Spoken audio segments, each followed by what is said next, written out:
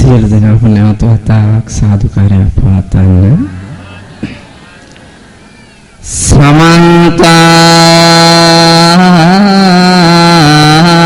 චක්කවාලේසු අත්‍රා ගච්ඡන්තු දේවතා සද්ධම්මං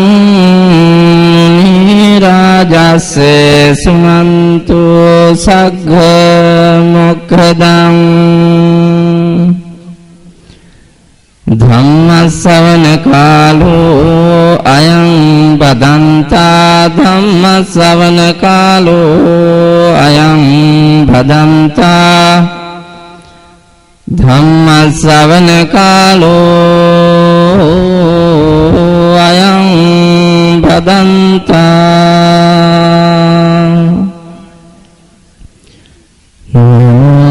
තස්ස භගවතු අරහතෝ සම්මා සම්බුද්දස්ස නමෝ තස්ස භගවතු අරහතෝ සම්මා සම්බුද්දස්ස නමෝ තස්ස භගවතු අරහතෝ සම්මා සම්බුද්දස්ස හායොබ්බනා ජරන්තා විනාසා මහද්දනා හා සංයෝගා වියෝගන්තා මතන්තා සජීවකාති.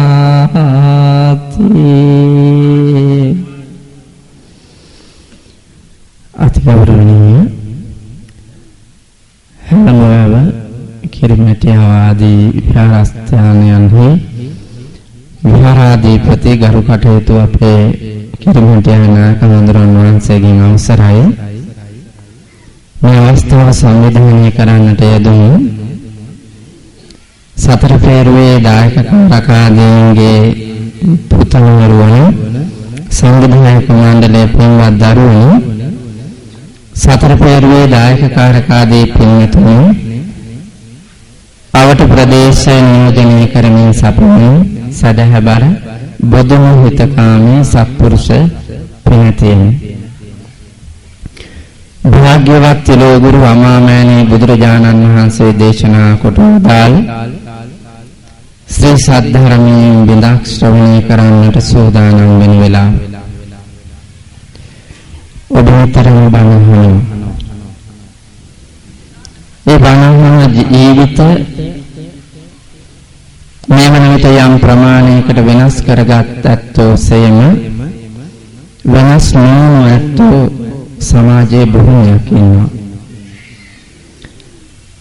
බණ කහන්නට වාඩි වෙච්ච සත්පුරුෂයෙක් වෙයි නම් ඒ ධර්මානුශාසනාව නිමව වෙත්ම තෙර අදිෂ්ඨානයක් හිතේ තියෙනවා.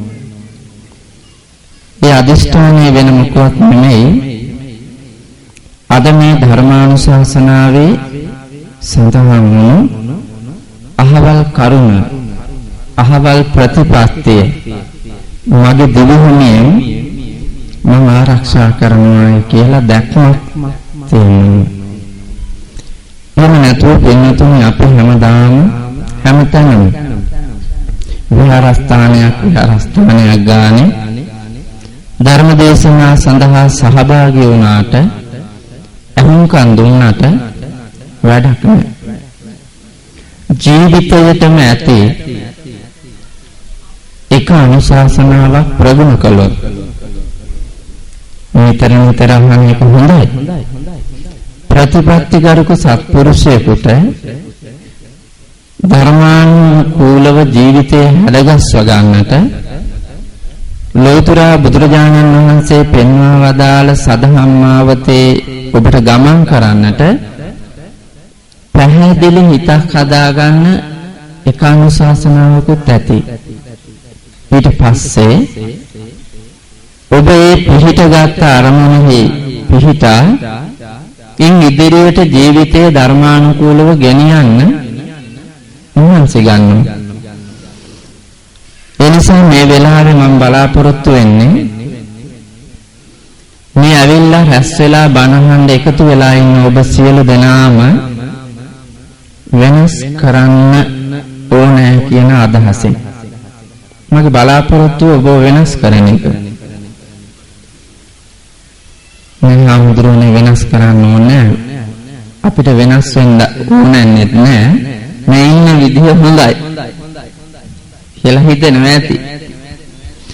ඉන්න විදිහ හොඳ නැහැ. මම දන්නේ. හැලඹවට ආපු පළවෙනි දවසේ ඒ වුණාට මම හැලඹවේ ඉන්න මිනිස්සු ගැන දන්නවා. ඒ නිසා මට තේරෙනවා ඔබ වෙනස් කළ යුතුයි, ඔබ වෙනස් විය යුතුයි කියලා. මම එහෙම හිතන්නේ සාධාරණ හේතුවක් නිසා. මේ ගමේ ඉන්නවා ඉතා කුඩා ලදරුවෝ, ගැටවර වයසේ අය, තරුණ අය, මැදියම් වයසේ විවාහක ඇත්තෝ, තරුණ විවාහක අය, මහලු අය, ඒ වගේම රජයේ සේවකයෝ සහ පෞද්ගලික ආයතනයන්හි සේවය කරන සේවකයෝ ඉන්නවා. ගොවියෝ ඉන්නවා. ගිහි පැවිදි දෙපාර්ශ්වයම ඉන්නවා. ඔබ ඔබේ භූමිකාව දිහා බලන්න. ළමයෙක් හැටියට දරුවෙකුගේ භූමිකාව, තරුණයෙක් හැටියට තරුණයෙකුගේ භූමිකාව, මවක් හැටියට පියෙක් හැටියට මව්පිය භූමිකාව, අඹුවක් හැටියට සැමියෙක් හැටියට අඹුසැමි භූමිකාව, වයෝවෘද්ධ තලත්තෑණි වියගෙවන ඔබේ තලත්තෑණි ජීවිතයේ වයෝවෘද්ධ ජීවිතය, ආච්චි කෙනෙක් සීයා කෙනෙක් හැටියට ඔබ ගෙවන භූමිකාව, රාජ්‍ය සේවකයෙක් හැටියට ඔබේ වෘත්තීය ජීවිතයේ ගෙවි යන ආකාරය මේවා හොඳට හිතලා බලන්න. එතකොට ඔබට දැනෙයි ඔබ හරියටම හරිද? මම දන්නවා මෙතන එක හොඳ අම්මා කෙනෙක්වත් නැහැ කියලා. එයි හඳුන්නේ එහෙම කිව්ව. අපි හොඳ අම්මලා කියලා ඔයාලට හිතෙනවා. මම දන්නවා හොඳ අම්මලා නැහැ කියලා. අද ඒකට මම හේතු කියනවා. හොඳ තාත්තලා නැහැ. මම ඒකට හේතු කියනවා. හොඳ බිරිඳක් සැමියෙක් නැහැ. ඒවට හේතු මං කියනවා. එතකොට බලන්න ගලපලා ඔබ හරිද වැරදිද? මං හරිද ඔබ හරිද කියලා ඔබට තීරණය කරගත්ත හැකි. මං හිතනවා මට වරදින්නේ නැහැ කියලා. එහෙනම් වැරදෙන්න මං කියන්නේ. පින්තුනි අපි ධර්මානුශාසනාවක් ශ්‍රවණය කරන්න ටිකක් මැලි එකතු වෙන්නේ. අද නම් හැලඹවට ගොඩක් ඇවිත් ඉන්නවා. ඒ වුණාට බොහෝ දෙනෙක් මැලි. මෙතන 125ක් ඉන්නේ පිරිමි, 175ක් ඉන්නේ කාන්තාවෝ. අතන 25යි ඉන්නේ. හැබැයි කෝටියක් පිරිමි ඉන්නවා ලංකාවේ, කෝටියක් ගෑනු ඉන්නවා. එකට එකක් ඉන්නවා. බණට ඉන්නේ 3ට එකක්. ඒකනේ පුදුමයි. මට දැනෙනවා එතකොට මේ ඇවිල්ලා ඉන්න කාන්තාවන්ගේ ස්වාමි පුරුෂෝ මැරිලා කියලා. නැත්නම් ඒ උන්දලත් එන්න එපා. උන්දලා මැරිලා. ඒ හින්දා මෙවුන්දා විතරක් ආවා. එහෙම නැත්නම් මෙවුන්දා බණ ටිකක් අහලා එනකන් උන්දට උයන්න කිව්වා. වළම් පිඟන් හොදලා උයලා අපේ රෙදිපිලි ටික හොදලා තියාපන් මම බණ අහලා එනකන්. මං ඇවිල්ලා උඹට කියන්නම් කියලා කොහොමදත් ගෑනු ඉස්සරහනේ ඉන්නේ. එහෙනම් උන්දලාවේ මරණාධාර සමිතියට ගියත් කාන්තාව තමයි ඉන්නේ. ඉස්කෝලේ ගුරු දෙගුරු රැස්වීමට ගියත් කාන්තාව තමයි ඉන්නේ. දායක සභාවට ගියත් කාන්තාව තමයි ඉන්නේ. බණහන්ඩාවත් එහෙමම තමයි. සීල භාවනා වැඩසටහනෙත් එහෙමයි. ඒ නිසා ඒක දුක් වෙන්න කාරණාවක් නෙමෙයි. ඇයි? පිරිමි බොහෝ කටයුතු වල යෙදෙනවා. ගෙදර ආර්ථිකය වෙනුවෙන්. ඒ හින්දා ස්වාමීන් වහන්සේ හේනේ කුඹුරේ වත්තේ පිටියේ ව්‍යාපාරික ලෝකේ මං හිර වෙලා ඉන්න හින්දා මට එන්න ටිකක් අමාරු කියලා හිතෙන පිරිමිත් ඇති. කොහොම වුණත් ඉතින් පිරිමි වැරදි කරන්නේ අඩුවෙන් කාන්තාවන්ට වඩා. ඒ නිසා පිරිමි ටිකක් අඩුවෙන් බණ ඇහුවත් කමක් නැහැ කියලා මට හිතෙනවා. පින්නතේ බණ අහන එක කවුරු ඇහුවත් හරි ලාභයි. ඔබට හිතෙන්නේ බණක් අහන්න යොදන කාලය අපත යනවා, පාඩුවක්, වැඩක් නැහැ කියලා. මම අද මේ පැවිදි ජීවිතේ ඉන්නේ මගේ තරුණ වයසේදී බණ අහපු හින්දා. ළමා කාලේදී මම බණ අහපු හින්දා තමයි මං අද පැවිද්දෙක් විදියට ඉන්නේ. මම මහාන වෙනකොට මට වයස අවුරුදු 23යි. දැන් අවුරුදු 23ක් පැවිදි ජීවිතේ ඇවිත් තියෙනවා. 46යි. මම දැන් මැදියම් වයසේ ඉන්නේ. තලක් තෑන්වියටපත් වෙලා. තරුණ වයස ගෙවිගෙන ගියා. කොටසක් ගිහි කාලයටත් කොටසක් පැවිදි ජීවිතයට. ඒ කාල දෙකේදීම මම සමාජයේ දිහා බලාගෙන ඉඳලා බොහෝ දේ ඉගෙන ගත්තා. ගිහි ජීවිතයේ ඇතුලේ අවුරුදු 23ක් ආපු ගමන් මට දැනුණා මහා කරදර කම් කටුළු රාශියක් ගිහි ගේක තියෙනවා. ඒකෙන් අත මිදලා සතුටින් නිදහස්ව ඉන්න තියෙන හොඳම තැන පැවිද්ද. පින්දහම් කරගන්න හොඳම තැන පැවිද්ද. බුදුරජාණන් වහන්සේ දේශනා කොට වදාළ සීල සමාධි ප්‍රඥා ආදී කොට නිර්වාණගාමී මිනිහෙකු වෙන්න ලේසි කරුණු එකතු කරන්න තියෙන හොඳම තැන පැවිද්ද. දාන සීල භාවනාදී ත්‍රිවිධ පුණ්‍ය ධර්මයන් වඩන්න හොඳම තැන පැවිද්ද. ඒ නිසා මම තෝරාගත්ත පැවිද්ද ඇතුලේ මන් දැක්කා බණහන එක හරි ලාභයි. බණ වුවහම ලැබෙනවා ලාභ පහක්. මොනවාද ඒ ලාභ? බණ වුවහම ලැබෙන ලාභ මොනවාද?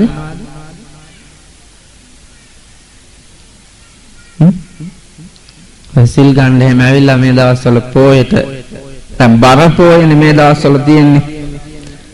දාන්සල් දෙන සීල ව්‍යාපාර තියෙන මහ බර තියෙන පොය ටික තියෙන්නේ. දැන් දෙකක් ඉවරයි. තව එකක් තියෙනවා කණ්ඩ. දෙකක් කෑවනේ. මම බලන්නේ හිටියේ කෑවයි පොය දෙකම.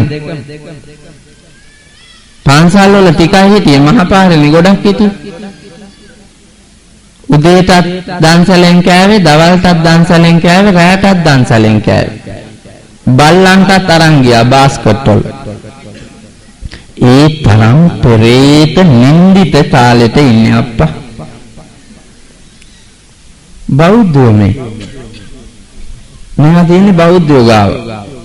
මේ පෙරේත ගති එකතු වෙලා තියෙන්නේ බෞද්ධයෝ ගාව. හැබැයි මේවා තිබ්බේ නැත්තෙමත් බෞද්ධයෝ ගාව. මිත්‍යා දෘෂ්ටිකයෝ නෙමෙයිනේ බෞද්ධයෝ. බෞද්ධයෝ සත් කල්පනාවක නිරත වුණු සත්පුරුෂ ජාතියක්. ඒ සත්පුරුෂකම් ටික වැළලිලා ගිහින් අනවශ්‍ය අසත්පුරුෂ ධර්මතා එකතු වෙලා හුලඟටද නෑ ඉදෝරටත් නෑ. ඒවා අපේ තියෙන පෙරේතකම් හින්දාම අපි ජීවිතේට අරන් තියෙන්නේ. එනිසා පින්නතුනි බොහොම ලාභ දැනෙන්නේ ප්‍රතිපත්ති ගරුකව බණ අහලා ඒක විඳිනකොට. බණ අහුවම ලැබෙන ලාභ පහක් එකක් නෙවෙයි. උඳු වපුරුවත් හම්බෙන්නේ උඳු විතරයි. මිරිස් හිටවුවොත් මිරිස් විතරයි. වී වපුරුවාම වී විතරයි. අද මේ මම් වපුරන ධර්මයෙන් සංවිධායක මණ්ඩලය සංවිධානය කරලා සකසුරුහන් කළ මේ ධම්සභා මණ්ඩපය නැමැති කෙතෙහි ලාභ පහක් අස්වනු පහක් හම්බෙනවා. මොනවාද ඒ ලාභ පහ? අස්සුතං සුනාති සුතං පරියෝදපේති කංකම් විතරති දිට්ඨින් උජුං කරෝති චිත්ත මස්ස පසීදති. අස්සුතං සුනාති නොඇසූ જાතිය හඬ හම්බෙනවා. මං අද කියනවා හැලඹ වැව සහ ප්‍රදේශවාසී ඔබ ජීවිතේට අහපු නැති බොහෝ දේ. මෙවුන්දලා නාකි මනාකි. තව පොඩ්ඩයි තියෙන්නේ මැරෙන්න ඉස්සෙල්ලා අලුත් යම. ඉගෙනගෙන මැරුණ හැටි. වැඩිපුරම බණ ඇහුව දෙන්නෙක් ඉන්නවා මෙතන නවක් කුලමින් ඇවිල්ලා අප්පච්චිත් ඉන්නවා. ඒ අයටත් මං කියනවා අලුත් જાතිය අද ඉගෙන ගන්න. බාගෙට දන්නා තැන් හදා ගන්න එකත් ලාභයක්, නොදන්නා තැන් ඉගෙන ගන්න එකත් ලාභයක්. සුතං පරියෝදපේති කියලා කියන්නේ බාගෙට දන්නේවා පූර්ණ කරලා ඉගෙන ගැනීම. ඒකත් ලාභයි. අපි ඔක්කොම දන්නේ බාගෙට. හරියට දන්නවද? දැන් සංවිධායක මණ්ඩලයේ සංවිධානය කරලා මාව එක්කන් එන්න වාහනයක් ඇරියා. වාහනේ තියෙන ස්වභාවය දැනගෙන හිටියේ ඒගොල්ලෝ බාගෙට. මගට යනකොට ඒක කැඩුනා. 7ට එන්න හිටු මං එනකොට 8යි. මගදී මං කොල්ලන්ට කිව්වා පුතේ දැන් මේ කැඩිච්ච වාහනේ අපි යන අතර වාරේ තව වාහනයකට එන්න කියන්න කියලා. ඒ ගමනේ මේ මල්ලිලා කතා කරලා කිව්වා. කියනකොටම රියදුරු මල්ලි කිව්වා හාඳුන්නේ උන් එනකොට නම් අපිට ගිය හැකි. ඒ තරම් ඒ ළමයාට දැක්මක් තිබුණා එන මිනිස්සු ගැන. මං ඉතින් නිහඬව අහගෙන හිටියා. කිව්වත් වාගේ තලාවට එනකන් මුණ ගැහුන්නේ නැහැ. තලාවට ඇවිල්ලත් කොල්ලා දැන් එන වාහනේට අත දාලා හෝන් එකක් ගහලා ලයිට් එකනුත් කිව්වා අපි ඉන්නවා කියලා. ඒ මිනිස්සු ගියා පහු කරගෙන. මට දුක හිතුණා. ගංජා හරි ගුලියක් හරි කාලා හිටියාදෝ කියලා. ඉස්සරහා ලයිට් එකට පේනවා හාඳුරු කෙනෙකුත් ඉන්නවා. එනවා කිව්වා වෑන් එකේ කැඩිලත් කියලා කිව්වා. ඒ කරක්ට වෙන්න ඇති මේ යන්නේ කියලා චුට්ටක් අවධානයෙන් ඵලයන්. යන ගමන ගැන අවධානය නැහැ බාගෙට දන්නේ. ඔය වගේ පුතා ඔක්කොම බාගෙට. එකක්වත් පූර්ණ වෙලා නැහැ. දැන් ඔයාලා කසාද බැඳලා නින්නේ. කසාද දන්නවද හරියට? මං තව බැඳලා නැහැ. මම බඳින්නෙත් නැහැ. ඇයි? දන්නේ නැහැ ස්වාමීන් වහන්සේ. මං දන්නවා හොඳට. ඇයි මං බඳින්නේ නැත්තේ කියලා. මං කසාදය පිළිබඳ හොඳට දන්නවා ඔබට වඩා. ඒ හින්දා මං බඳින්නේ. කසාදය කියලා කියන්නේ පුදුම කරුණයක්. රජි බලපංලක බොරුද කියලා. පුදුම කරුණයක් කසාදය. හිතලා බලන්නකෝ ඔයාලා තනිකඩ කාලේ තිබ්බු ප්‍රීතිය නිදහස සතුට සැනසීම නෑදෑ හිත මිතුරු සබදතා ඔක්කොම ඉවරයිනේ කසාදෙන් හින්දා. අම්මත් අතෑරියා තාත්තත් අතෑරියා සහෝදර සහෝදරියව අතෑරියා. අර මල්ල විතරනේ එල්ලාගෙන ඉන්නේ. ඒ කුණු මල්ල තමයි එල්ලාගෙන ඉන්නේ. ඒකේ තමයි ඔක්කොම. ඒ ආත්මයක් නෑ. මට වැඩි දුකක් තියෙන වෙන දෙයක් නෙමෙයි. මේ අතරකඩදී හම්බෙච්ච ගෑණි හින්දා අම්මව විසිකරුවානේ. කසාදේ දන්නවා නම් එහෙම විසිකයිද? එක කසාදයක ප්‍රතිඵලයක් නේද මං? ඒ කසාදේ ප්‍රතිඵලය මං. එතකොට මාව මෙතෙන්ට එනකන් නිර්මාණය කරපු දෙන්නට පයින් ගහලා විසිකලා අතරකඩදී අපි එහෙම එකක් අමුණා ගන්න එක හරිද? මේකේ තියෙනවා කැත දුර්වල ගතිය. මම ඒකයි කිව්වේ ඔබට කසාදේ තේරෙන්නේ නැහැ කියලා. ගෘහීය ජීවිතේ කසාදයක උත්තරීතරම තැනැත්තා අඹුවද සැමියාද?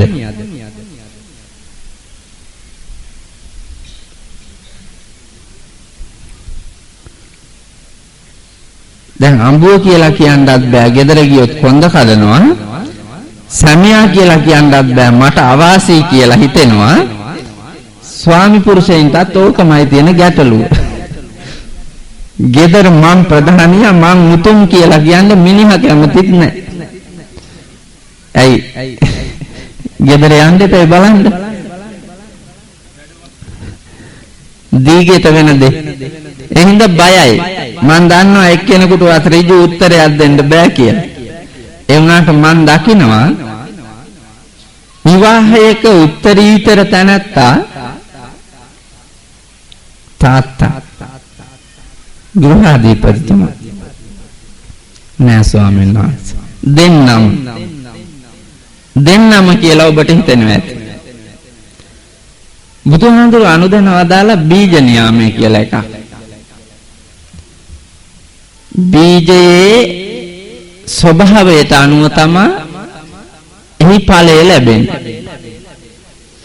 ඔබ ළඟ ඉන්න සියලු දරුවෝ ඔබ මවක් වී නම් ඒ මවකට හිමි දරුවෙක්ද දෙන්නෙක්ද තුන් දෙනෙක්ද හතර දෙනෙක්ද පස් දෙනෙක්ද ඔය ඔක්කොම අප්පච්චිගේ බීජයේ ප්‍රතිඵලයක්.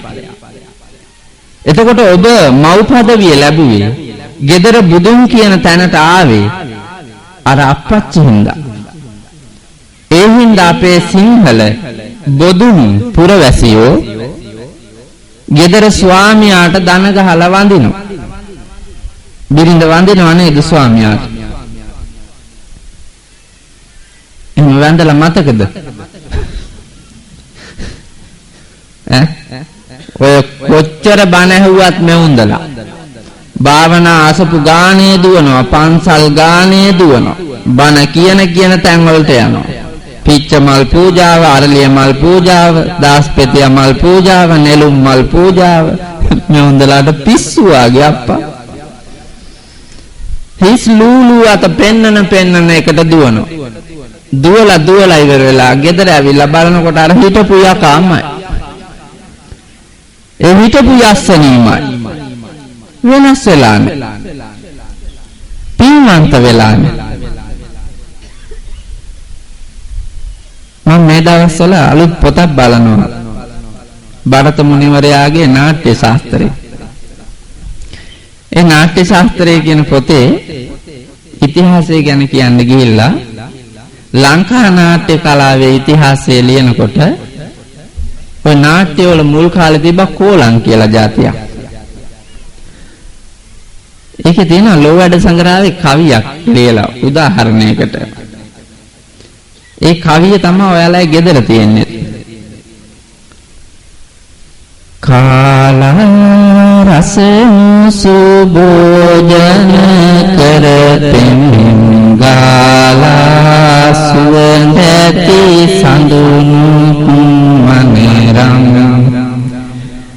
ලාලා අබරණ රිසිලෙස සරසුම් පාලා ගියවැනි බහුරු කොලම්.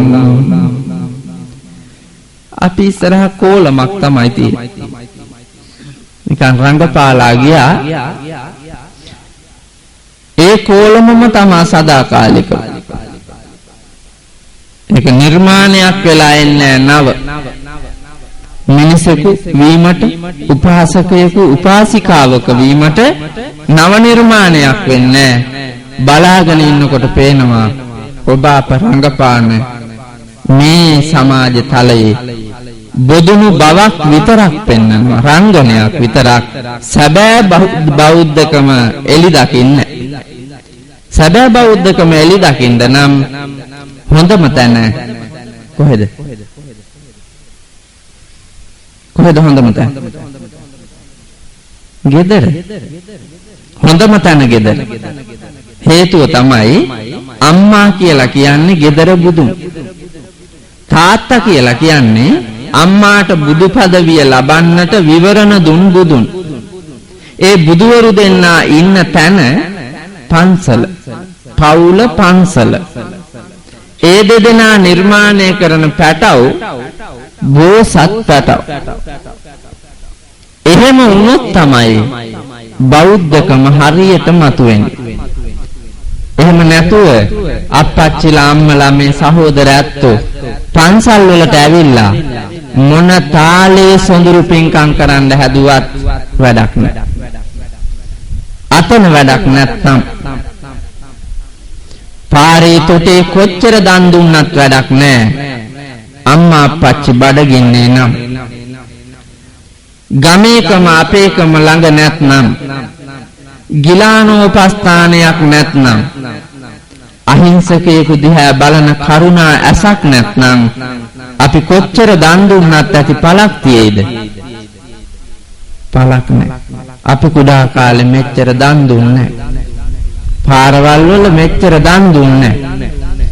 හැබැයි මෙච්චර මිනි මරුන්, ස්ත්‍රී දූෂණ, කැරලි කෝලාහල, හොරකම්, මරකම්, අපරාධ මේ සමාජයේ තිබෙත් නැහැ. හරි හීලා කීකරු දරුවෝ ඕනෑපාකම් බෙදා හදාගත්ත වැඩිහිටි කුල ප්‍රවේණිගත නෑදෑයෝ අපිට හිටියා. වෙන් කරගත්ත තාප්ප තිබ්බේ නෑ, වැට කඩළු තිබ්බේ නෑ. ගමි අවුරුද්දට එක කෙලවරකින් පටන් ගත්තාම ගමේ අනිත් කෙරවලට යනකම් කාගෙන බීගෙන සෙල්ලම් කරගෙන යන්න පුළුවන් නිදහසක් ගමේ තිබුණා. එකම මිදුල මුළු ගමටම. දැන් කුහක කම් වලින් පිරිච්ච ආත්මාර්ථකාමී ඔබ වැට කඩළු බැඳගෙන සීමා බන්ධන දාගෙන හුදකලාව එකිනෙකා යන්න හදනවා. දිව්‍ය ලෝකේ ස්වර්ගයට, නිර්වාණයට, සැපතට හැබැයි හම්බෙන්නේ යන්න ඔබ හදන ගමන. ඔබේ හිත හොඳ නැති හින්දා මම ඒකයි කිව්වේ බාගෙට දන්නේ අපි කියලා. ඒ බාගෙට දන්නා තැන් පූර්ණ කරලා ඉගෙන ගන්න ඔබට අද මං කරුණු ටිකක් හරි කියනවා. තුන්වෙනි ලාභේ කං විතරති, සැක දුරු වෙනවා. කා ගැනද? බුදුහාමුදුරුවෝ ගැන, ධර්මයේ ගැන, මහා සංඝරත්නය ගැන, මෙලෝ පිළිබඳ, පරලෝ පිළිබඳ, කුසල් පිළිබඳ, අකුසල් පිළිබඳ. ඒ වගේම නෝනට මහත්තයා ගැන තියෙන සැක, මහත්තයාට නෝනා ගැන තියෙන සැක, දෙමව්පියන්ට දූ දරුවෝ ගැන තියෙන සැක, දූ දරුවන්ට දෙමව්පියෝ ගැන තියෙන සැක, නැන්දම්මාට ලේලි ගැන තියෙන සැක, ලේලිට නැන්දම්මා ගැන තියෙන සැක. මේ සමාජයේ අපි ජීවත් වෙනකොට යම් කණ්ඩායමක්, යම් පුජ්‍යලයක් ගැන අපිට ඇති වෙන සැක නිසැක කොට විශ්වසනීයත්වයෙන් යුතු බැඳීමක් හදාගන්න නම් හොඳ ආත්ම පෞරුෂයක් ඕනේ, දැනුමක් ඕනේ, ආකල්ප ඕනේ, කුසලතාව ඕනේ. ඒ සියල්ල ලබන්න පුළුවන් අවස්ථාවක් තමයි බණහන. හතරවෙනි ලාභයේ දිට්ඨින් උජුං කරෝති, ඍජු දැක්මක් ලැබෙනවා. අපිට දැක්ම ලැබෙන්නේ මොන ඉන්ද්‍රියෙන්ද? මේ ලෝකෙ පේන්නේ මොන ඉන්ද්‍රියටද?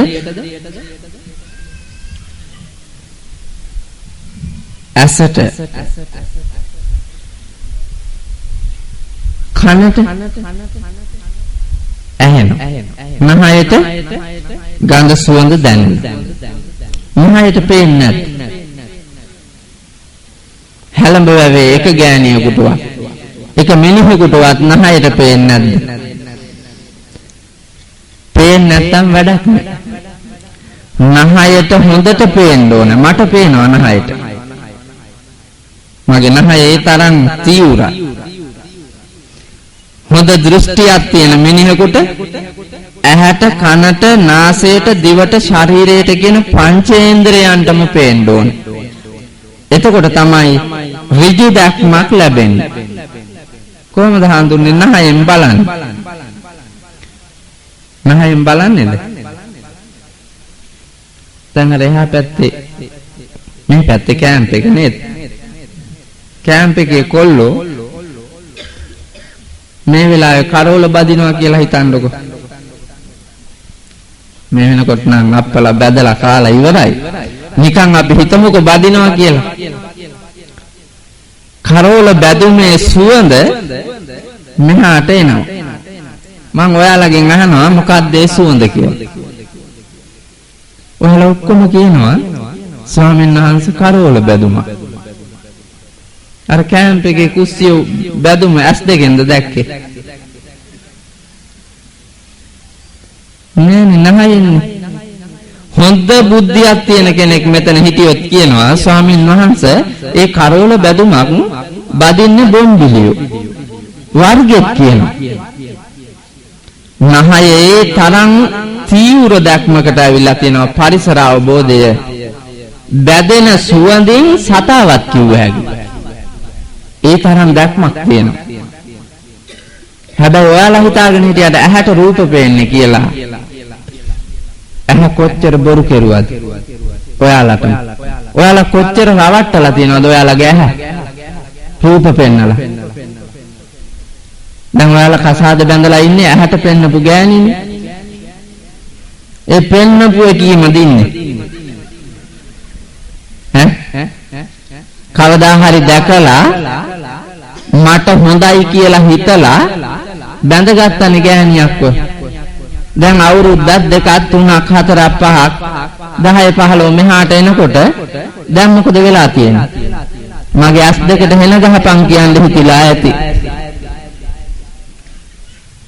මගේ ඇස් දෙක කන වෙලා තිබ්බේ මං එදා දැක්කේ නෑනේ මේ කියලා හිතෙනවා ඇති. ඒ වගේම බවලත් අයටත් හිතෙනවා ඇති. මගේ ඇස් දෙකටත් ඒ වාගේම දෙයියෝ සාප වෙලා කන වෙලා තිබුණේ මේකාව පෙවුන්නේ මට එදා. එදා ගත්තේ බෝසත් මිනිහෙක්නේ. ගෙනල්ලා ටික දවසක් යනකොට පේන්නේ අතක් මහත් ගංජා සුරුට්ටුවක් බොනවා. අරක්කු බීලා කෙලින් ඉන්න බැරි පාසාණ්ඩියේ ගෙදරට එනවා පේන්නේ. එතකොටනේ පෙම්වතා එయ్యයි බීලා. පෙම්වතා බීලා එන්නේ ගඟ ගාවට ඇවිල්ලා පුදුම ලාලිත ගමනක් උගේ තියෙන. එහෙම පෙන්නලා එක එක මායන් බැන්දට පස්සේ තමා දැක්කේ ඇත්ත මිනිහා. ඇත්ත ගෑණි. බැඳලා ටික කාලයක් යනකොට තමයි තවත් පේන්නේ ඇත්ත ගෑණි සහ ඇත්ත මිනිහා. පින්නතුනි ජීවිතේ හැම එකකම අඩුපාඩු තියෙනවා. ඒවා මකා ගන්න ඕනේ. ඇතැම් කඩයින් වලදී විවාහය කියන බැඳුමේදී තනිකඩ කාලේ තිබිච්ච පාපතර බොහෝ වංචනික ගති අතෑරලා ඍජු පෞරුෂයක් ඇති මිනිස්සු හැටියට එක මාවතක යන්න බැඳගත් අත් දෙක අතහරින්නේ නැතුව එක අරමුණක පිහිටන්න ඕන. එතකොට තමයි අපේ යුග ජීවිතේ ලස්සන වෙන්නේ. ගෘහීය ජීවිතේ ලස්සන වෙන්නේ. එහෙම නැත්නම් ඒක අපායක් වගේ. ඉඳ ඍජුව දකින්න ඕන පංචේන්ද්‍රයන්ගේ. ඔයාලා අහලා ඇති පෙර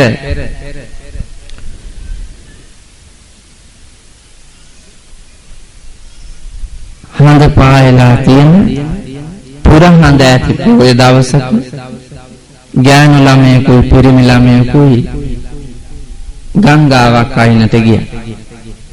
ගංගාවේ ඉවුරේ වාඩි වුණා.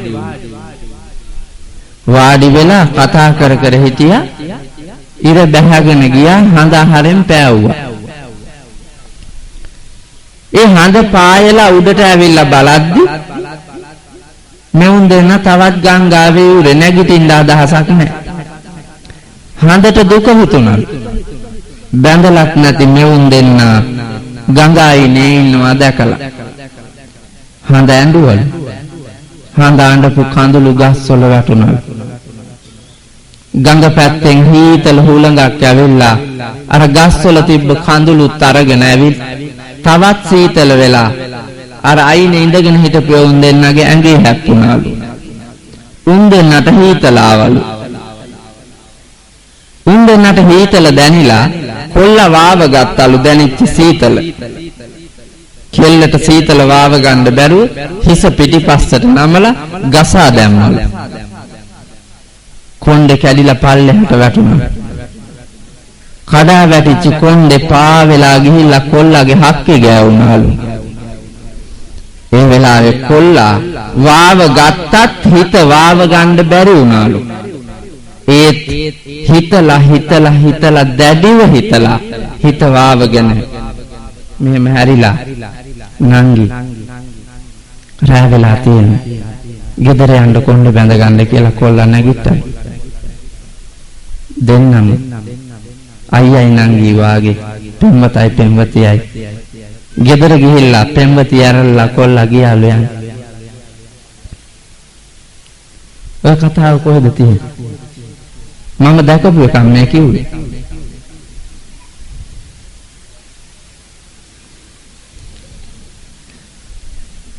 තියෙන තැන රජී දන්නවා මම දන්නවා.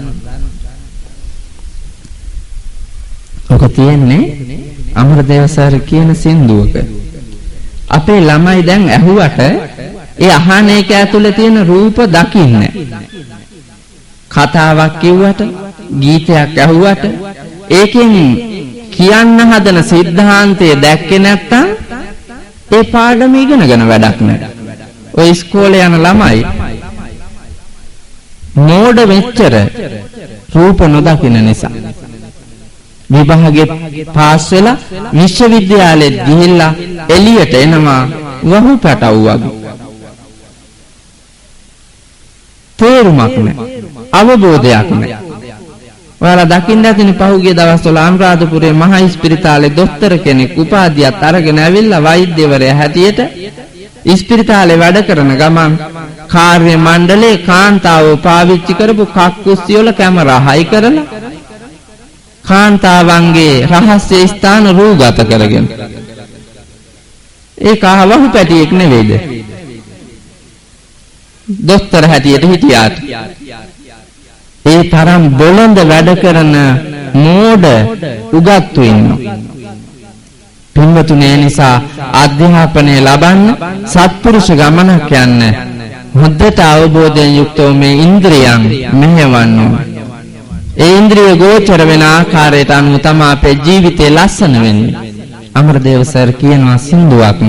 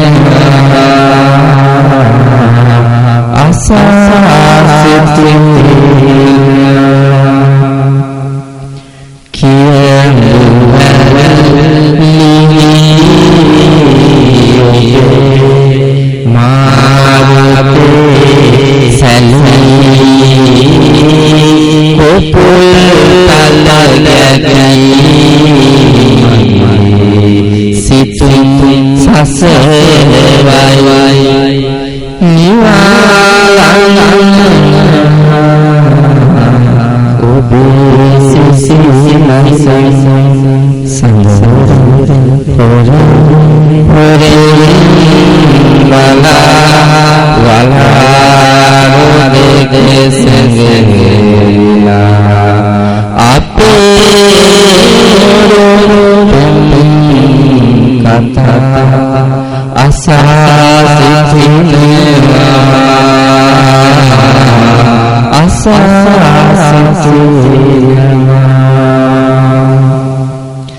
අර රූප පෙළම තිබ්බේ ඔය සින්දුව ඇතුලේ.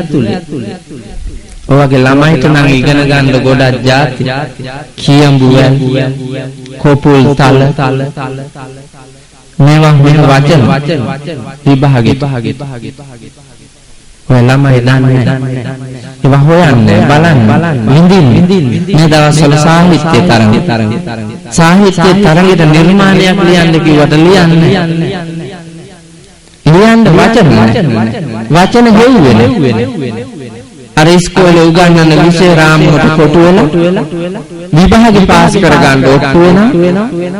බාහිර ලෝකය ගැන, ජීවිතය ගැන, අපිට නොපෙනෙන ලෝකය ගැන, ආගම දහම ගැන, ජාතිකත්වයේ සංස්කෘතිය මේවා පිළිබඳ දැනුමක් නැති ළමයෙකුට ජීවිතේකුත් නැහැ.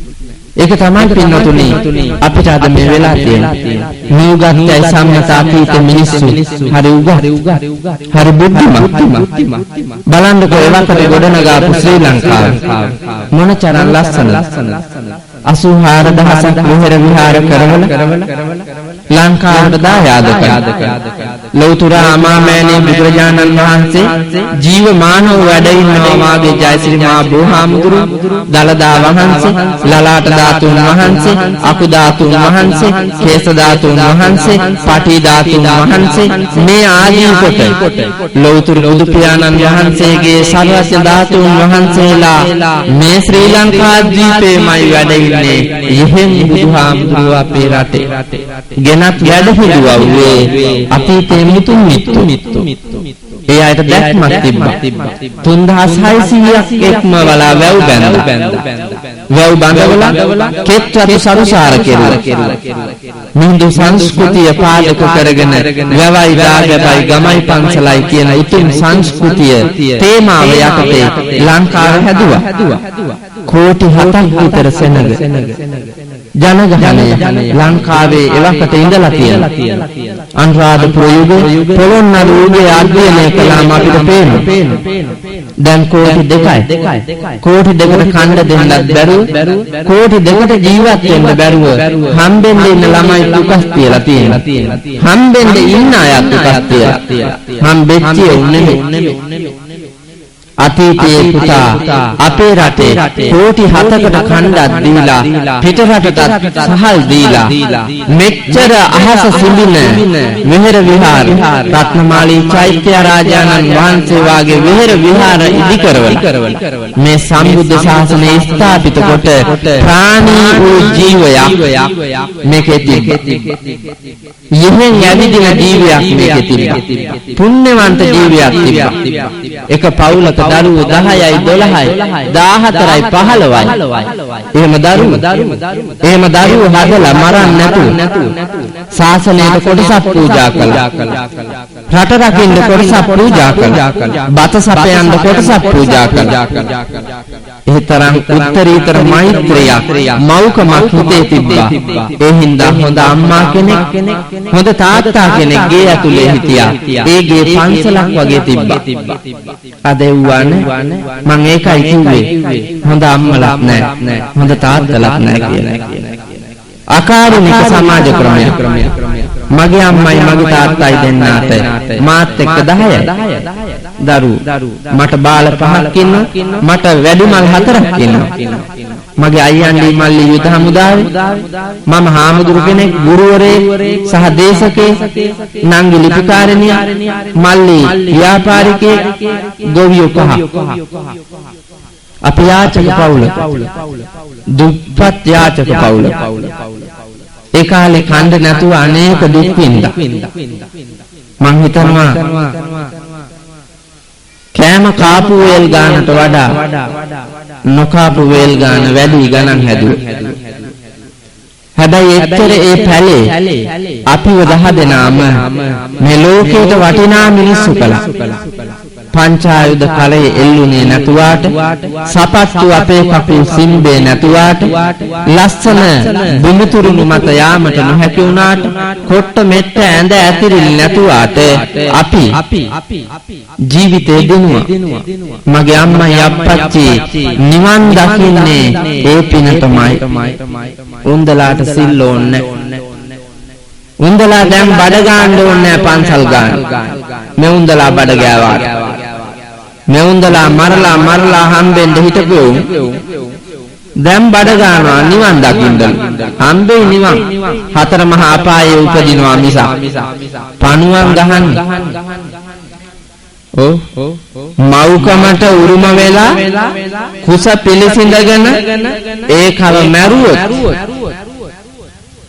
ගෑනු කමටම පණුවන් ගහනවා සසර ගමන. මේ මං කියන කතාව තියෙන්නේ සූත්‍ර පිටකේ. හොඳට බලන්න. පන්සලේ ඇති. කිරිමැටියා පන්සලේ අනිවාර්යෙන් ඇති. නායක හඳුරුව හොඳට දන්නවා. මටත් ගුරුවරයෙක් හැටියට බොහෝ දේ නායක හඳුරුවන්ගෙන් මං ඉගෙනගෙන තියෙනවා. එනිසා උන්වහන්සේ ගාව තියෙන හොඳ ධර්ම පුස්තක උන්වහන්සේලාගෙන් ඉගෙන ගත්තා. මම මේ කියන කතාන්දර බලන්න. ඒවා අධ්‍යයනය කරන්න. ඔබ මේ මිහි මඩලේ ජීවත් වුණාට මිනිහෙක් හැටියට ඔබ ඊළඟ භවයේ ඔබ දැක්කා නම් මේ යන ගමන යන්නේ සංසාර ගමනේ කරපු මහා පාපයකට තමයි ඔබ අද ඔය ඉන්න තැන ඉන්නේ. නෑ හාමුදුරනේ පිනටනේ අපි ඉපදුනේ මිනිස් ලෝකයේ කියලා ඔබ කියයි. පිනට තමයි ඉපදුනේ සත්වයෝ අතර මිනිහෙක් කියලා. ඒත් ඔබ විඳින ඔය දුක විඳින්නට උරුම වුණේ සසරේ කරපු අකුසල කර්ම. සසර කරපු අකුසල කර්ම. විශේෂයෙන් ගැහණියෙක් වෙලා ඉපදුනේ පිරිමියෙක් වෙන්න තරම්වත් පින් නැති හින්දා. ඒ සංසාර ගමනේදී ඔබ මිනිස්සුන්ට හිරිහැර කරලා නිඳා කරලා සත්‍යයට පීඩා කරලා වද වේදනා දීලා ඒ වගේම අශෝභන චර්ය සල්ලාල කම්වල යෙදිච්ච හින්දා තමයි ගැහණු භවයක ඉපදෙන්න හේතු වුනේ. බලන්නකෝ ඔබට ජේසුස් වහන්සේට ඇන ගැහුවා. ඔබට මොන තරම් බබෙක් හම්බෙන්න ඉන්නකොට විඳිනවද? කිල්ලෙක් ගියාම මිනිහට විඳින්නේ නේද? මිනිහට විඳින්නේ අරුන්දට තමයි විඳින්නේ. කටු වලින් අයින්. සංසාරයේ මිනිසුන්ට ඇනපුවා ඔය ගෙවන්නේ. මිනිහා කදිමට බයිසිකලයට වෙලා ඉන්නවා. අරුන්ද යතපය හිල් කරලා එවනකම්. ඌට කිසි වේදනාවක් නැහැ. 9 මාසයක දවස් ගාණක් යනකම් ඔය දරු ගැබේ බර තනියෙන් උස්සාගෙන ඉන්න ඕනේ. අරුට කිසි ගාණක් නැහැ. ඌ අපූර්වට ඉන්නවා. බබා හම්බෙන දවසේ කූරතර මහා වේදනාවක් මං හිතනවා අම්මා කෙනෙක් ජීවිතේ විඳිනවා නම් වේදනාවක් ඒ තමා අසහායම වේදනාව. ඒක මෙතකයි කියලා කියන්නට බැරි තරම් අමාරු වේදනාවක්. ඒ වේදනාව විඳින්නේ ඔබ හිතනවාද කරපු පිනකට කියලා? නෑ. සංසාර ගමනේදී කරපු තද්ද බල අකුසල කර්මයක විපාක. එහෙනම් අපිට පේනවා අපි පුණ්‍යවන්තයි කියලා. නෑ. එහෙම ලැබිච්ච ගෑනුකමේ ඉඳගෙනත් හැලඹවවේ කොහමද මන් දන්නේ ලංකාවේ ගෑනුන්ට තියෙන කුලප්පු පුදුම සල්ලාල කාන්තාව ගොඩක් ඉන්නේ ලංකාවේ. සල්ලාල පිරිමින්ට වඩා කාන්තාවෝ නොහොබිනා ගමයි යම්. දරු පවුල් ගොඩක් කැඩිලා තියෙන කාන්තාවගේ වරද. මිනිහෙක් ගත්තා නම් මිනිහට කියන්න ඕන අපේ ජීවත් කරවන්න කියලා. ඒ උන්ද මොනවටද අනුන්ගේ කුලීට යන්නේ. ඒ උන්ද නේකට පයින්නේ කරදිය වලල්ලෙන් එහා පැත්ත. ළමයිට එච්චර ආදරේ නම් විසිකලා යනවාද? අර මිනිහා ගාව. කාත් කවුරුවත් නැතුව මව්කම හරියට තිබ්බා නම් කිසි කෙනෙක් දාලා යන්නේ. බලන්නකෝ එළදෙනක් පැටව දැම්මහම ගොනා ගැන බලන්නෙත් නෑ, රැළේ ඉන්න අනික් කෙවුන් ගැන බලන්නෙත් නෑ. තමන්ගේ පැටියා බල්ලෙකුට කපුටෙකුටවත් එන්න දෙන්නේ නැතුව රකින්නේ ඇයමයි. ඒ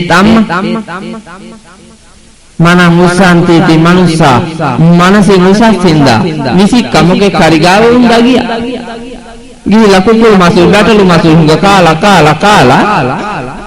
kollata kirit naha ekak ottamali arunda batalu mas kamurapan aybolai kamurapan කියන්න මට වෙන වචනයක් නෑ සිංහල භාෂාව. ඒ තරම් පාපතර ගති තියෙන ඇත්තෝ අපි ගාව ඉන්නවා. ඒ හින්දා පින්නතුනි ඍජුව දකින්න ලෝකේ හරියට දකින්න. අපි දකින්නේ නෑ නිවැරදිව. අස්කන්නාසාදිය තිබ්බාට ඒවා නිකන් හිස් බොල් අන්ධ වෙච්ච ඒවා. මම උදාහරණයක් කියන්න තමයි. චූටි වෙලාවක් තියෙනවා. උදාහරණයක් කිව්වොත් අපි සතර පෙර නිමිති දන්නවනේ මොනවාද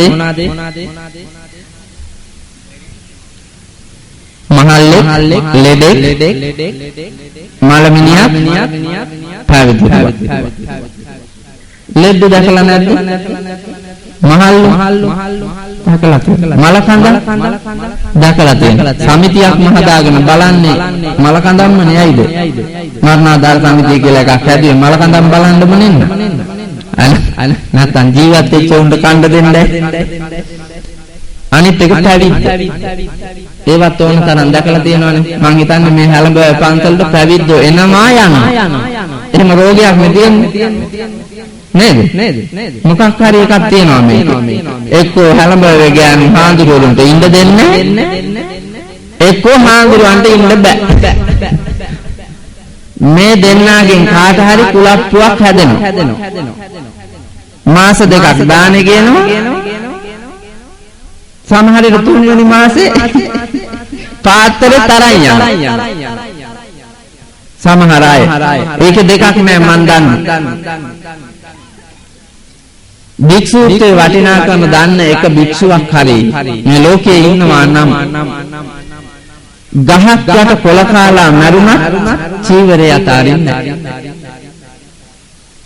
මොන තරම් ලෝකයේ උතුම් යයි වස්තුව වළඳ තිබුණත් වින්දනයන් තිබ්බා කියලා කිව්වත් භික්ෂුත්වයේ අගය දන්නවා නම් ගහක් යට කොළ කාලා හරි භික්ෂුත්වයේ රකින්න ඔබ දන් දුන්නත් නැතත් ඒ තරම් උත්තරීතර එකක් ඒක මේ තුට්ටු දෙකේ කුණු රූපයක් දැකලා අතහරිනවා නම් ඒ විතර හරකෙක් මේ ලෝකයේ නැහැ එන්දා පින්නතුනි එන අයත් පන්සලට හොඳ හිතින් එන්න ඉන්න අයත් පන්සලේ පිළිවෙතට අපේ නායක හාමුදුරන් වහන්සේලාගේ අවවාද අනුශාසන ලබන්න සාමණේර ස්වාමින් වහන්සේලා ඉන්නවා නම් තරුණ ස්වාමින් වහන්සේලා ඉන්නවා නම් මම හිතනවා ආශ්‍රය නිස්සය කරමින් ලොකු ගුරු හාමුදුරුවරුන්ගෙන් ලබන අවවාද අනුශාසන මතම හැදුනොත් ඉතා හොඳයි මේවා පන්සල් රැකෙන්න ඕන දිනු වෙන්න ඕන බාණ්ඩක මෙච්චර ජන ගඟක් ඉඳිද්දි පන්සල එහෙම වෙනකොට දුක හිතෙන්නේ නැද්ද මං දායක සභාවක් නැතුව මගේ පන්සල හදලා තියෙනවා එක දායකයෙක්වත් මට දානේ ගේන්නෙත් මං දානේ හදාගෙන වළඳ ගන්න ඒ වුණාට මං පන්සල ලස්සනට හදලා තියෙනවා ලංකාවේම තැන් වල ඉන්න මේ රජී මල්ලිලත් මට දාන්නේ දෙනවා නිතර එහෙම ලංකාවේ හැමතැනම ඉන්න හින්දා මට නිශ්චිත එහෙම දායක සභාවක් නැහැ ගැටලුත් නැහැ හැබැයි රටටම මගෙන් වෙන්න ඕනේ යම් මෙහෙවරක්ද දායක සභාවකට නොකලාට එකතැන ඉඳගෙන මම මුළු ලංකාවෙම දෙමළ සිංහල මුස්ලිම් කියන ජන කොටස් තුනටම මගේ සේවාව ලබා දෙනවා එහෙනම් ඒක බොහොම පින්නතුනි පැවිද්ද කියන එක ලෝකේ වටේ යන්න පුළුවන් උත්තරීතර සුන්දර ජීවිතයක් ඒවා කවදාකවත් හානි කරන්න හිතන්නවත් එපා ඒවා විනාශ කරන්න හිතන්න එපා. උදව් කරන්න. ජීවත් කරවන්න. ඒක තමයි වටින්නේ. ඒක දකින්න ඕනේ. මම ඒකයි කිව්වේ දැකලා නැහැ අපි.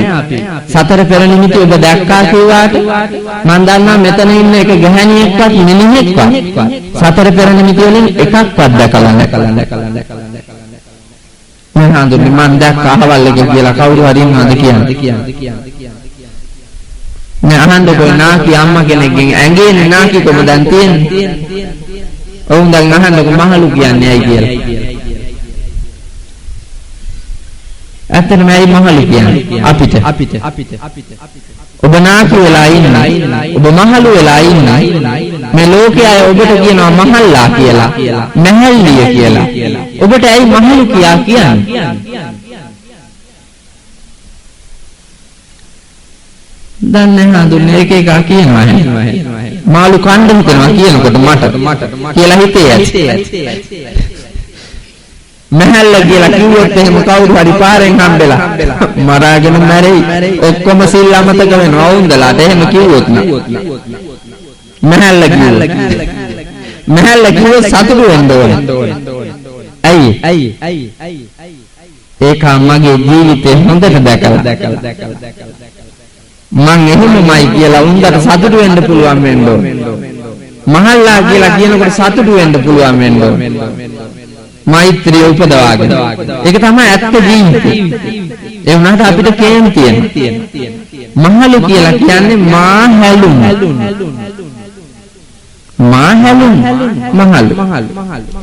දැන් නාකිය ඔක්කොම හිතන්නකෝ Tamange මොනවද හැලුනේ කියලා. ඔවුන්දලාගේ මොනවද හැලිලා තියෙන්නේ කියලා බලන්න. මට බැලුව බැලමට පේනවා හැලිච්ච ඒවා ඔවුන්දලා. දත් හැලිලා. කෙස් හැලිලා. කෙස් වල වර්ණය හැලිලා. ඇඟේ තිබිච්ච පැහැය පිරිපුන් බව හැලිලා. ශක්තිය හැලිලා. රූප ස්වභාවය හැලිලා. නිරෝගී භාවය හැලිලා. ආයු කාලේ හැලිලා. ඔක්කොම හැලිච්ච හින්දා මහලු කියලා කියනවා. ඒ හැලිච්ච මහලු කාලෙට කියනවා නාකි කියලා. නාකි කියන්නේ මොනවද නොහැකි? සමහර ඒවා පුළුවන්. මන් දන්නේ නැතුව නාකියන්ගේ ඇති. අර සුපසන් මහලු නිවාසයේ අවුරුදු 72ක අප්පච්චි කෙනෙක් 64ක අම්මා කෙනෙක් එක්ක පැනලා ගියා. බලම් ඔක්කොම බෑද. ඔක්කොම බෑනගේ හොඳයි අයියේ. මොකක් හරි පුළුවන්කමක් තිබිලා තියෙනවා. රාජාංගනේ වයෝවෘද්ධ අම්මා කෙනෙක් අවුරුදු 40 ගානක කොල්ලෙක් එක්ක යාළු වෙලා ප්‍රේම සම්බන්ධය ටික කාලයක් තිබුණා. කොල්ලට බේරෙන්න බැරි හින්දා කොල්ලා එවුන්දව අරගෙන පැනලා ගිහිල්ලා මරලා දැම්මා. මතක නැද්ද ගිය අවුරුද්දද ඉස්සෙල්ලා අවුරුද්දද කොහෙද? එව්වා හොයන්නේ මේ ආදරයයි තියනවනේ හැන්දෑවට ටීවී එකේ. ජෝදාර අබ්බා මොකද්ද තියනවනේ? නෙවුන්දලාගේ බතරොස්සුනත් මාළුවරොස්සුනත් ඉන්නේ නැතත් ඒක බලාගෙන ඉන්නවා කට අරගෙන. දීගේ අරුණක් තමයි. ගෑණි මිනිහයි දුවලයි පුතාලයි ආච්චිලයි සීයලයි භාවනාවක වාගේ ඉගෙන ගත්ත දේ මොකක්ද ඒක? ජෝදා අබ්බා මොකක්ද ඉගෙන ගත්තේ? කාගේ පෞල් ජීවිතේද හදාගත්තේ? මේ ආදරයයි එකේ අර හොඳ ඥාන චරිතයක් තියෙනවා. මට කලාතුරකින් ඉන්න හම්බුනොත් එක රැයක් හරි මම ඕක බලනවා ඔක්කොම ටීවී එකේ තියෙන ඔක්කොම ටික. බලලා මම ඒකෙන් හිතා ගන්නවා මේ මුළු නාට්‍යයම දුවන්නේ මේ චරිතේ මේ කතාව කියලා. මට එහෙම එක කෑල්ලක් බලුවා නම් ඇති. මම ඒක ඔක්කොම හිතනවා. ඔයාලා මුළු නාට්‍යයම බලලා කිසි දෙයක් ඉගෙන ගන්න නැහැ. නාට්‍ය ඉවරුණා අපිත් ඉවරයි. නිකම්ම නාගුණා විතරයි. ඇස් දෙක ලෙහසවල. පින්නතුනි මොකක් බැලුවත් ඒකෙන් ගන්න තියෙන දෙයක් තියෙනවා. ඕනෑ නරකාදියක් ඇතුලේ ගන්න දෙයක් තියෙනවා. අපි ඒක ගන්න ඕනේ. ඒක තමයි ඍජු දැක්ම. මේ පහුගිය කාලේ මම පොල් වත්තක් නැද්දෙන් එනවා. පන්සලේ ඉඳලා එන්න. ගෑනු 4-5 දෙනෙක් පොල් වත්තේ කතා කර ඉන්නවා. මං ඇවිල්ලා චුට්ටක් දුර එනකොට වත්ත මැද්දෙන් බැල්ලියක් පෙරලෙනවා කානුවට. මම බලාගෙන හිටියා බැල්ලිට ඉන්න බැරුව තද්ද බල අමාරුවකින් දඟලන්නේ. බැල්ලිය අහට මෙහෙට දඟලමින් දුවනවා පෙරලෙනවා. මම බැලුවාම ඇගේ ලිංග ඉන්ද්‍රිය කුණු වෙලා බැල්ලි පණුව ගහනවා. බැල්ලිට ඉන්න බැරුව තමයි මේ එහෙට මෙහෙට දුව පෙරලෙන්නේ. මං අර ගෑනු අයට කතා කරුවා නේන්දෝ කියලා. ඔයාලා දැක්කද මේ බැල්ලි කියලා ඇහුවා. ඒකම ගෑනු අය කිව්වා අයියෝ මේ ස්වාමීන් වහන්සේ පෙන්නන්නේ ඇහුවා කියලා කිව්වා. ඇයි හොඳ නැද්ද මම පෙන්නපු එක? මේක යකෝ ත්‍රිපිටකයේ තියෙන බණ. මේක හොඳට බලපල්ලා කිව්වා. ඇයි ස්වාමීන් වහන්සේ කිව්වා? මං කිව්වා ත්‍රිපිටකයේ තියෙන සූත්‍ර පිටකේ ඉසිදාසී තෙරණියගේ කතාව තේරී ගාතාව. සංසාර ගමනේදී ඉසිදාසී තෙරණිය කරපු අකුසල කර්මයක් විස්තර කරනවා. රාජකුමාරයෙක් වෙලා ඉපදිලා එක භවයක තාත්තගේ සල්ලි බලයයි පාවිච්චි කරලා ඒ රටේ හිටපු අහිංසක කාන්තාවෝ දූෂණය කරලා සෙල්ලක්කාරකම් කරලා ලිංගික රෝගයක් හැදිලා මැරෙනවා. ඒ ලිංගික රෝගය හැදිලා මැරිලා ඉපදෙන්නේ බැල්ලියක් වෙලා. රාජකුමාරයා ඊළඟ භවයේදී බැල්ලියා. මොකද්ද කරපු අපරාධේ? කුපාඩිකම. සල්ලාලකම. බැල්ලි වෙලා ඉපදිලා බැල්ලි වැඩිවිය පැමිණිච්ච දවසේම විස බීජයක් ඇතුල් වෙලා ඒ භවයේදී අර ඉන්ද්‍රියන් කුණු වෙනවා. ලිංග ඉන්ද්‍රිය කුණු වුණා. ගෙඩියක් ඇවිල්ලා පණු ගහුවා. ඊට පස්සේ බැල්ලි පාරක් ගාන දුවනවා. ගෙදරකට වඩින්න දෙන්නේ ගල් මුල් වලින් ගහලා පන්නනවා. අවසානයේ මහ පාරේ අගලකට වැටිලා මැරෙනවා. මං කිව්වා සල්ලාලකම් කරනකොට ඕක තේරෙන්නේ. හැබැයි මේ බැල්ලි දිහා බැලුවා නම් ඉගෙන ගන්න ගොඩක් ಜಾති කිව්වා. අපි එහෙම දැක්කාට හිතන්නේ. දිට්ඨි විජුහාරෝති කියලා කියන්නේ මෙහෙම දර්ශන දකින්නකොට ඒවා මෙනෙහි කරලා හරියට දකින්න එක. කරකලට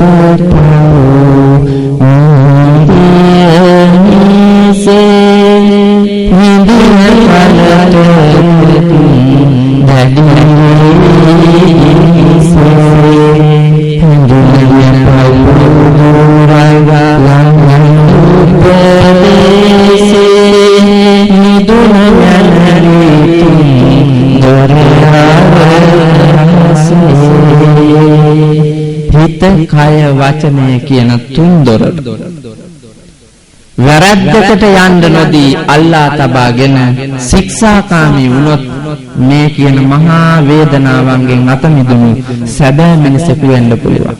ඒ නිසා ඔබ ඍජු දැක්මක් ඇති කරගෙන චිත්ත මස්ස පසීදති සතුටින් සනසීමෙන් නිදහසේ ප්‍රීතිමත්ව සංසාර භව දුක් නසා ලබන සදාකාලික සතුට නැමැති අමා මහ නිර්වාණ ලාභයම ලබත්වා කියලා ප්‍රාර්ථනා කරනවා.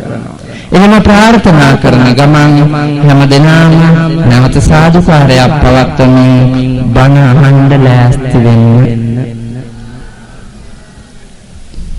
ඒ කියන්නේ ස්වාමීන් වහන්සේ තව බණ කිව්වේ නැද්ද? මම මේ බණ අහපුවාම ඔබට ලැබෙන වටිනාකම් ටික කිව්වේ. දැන් තමයි බණ.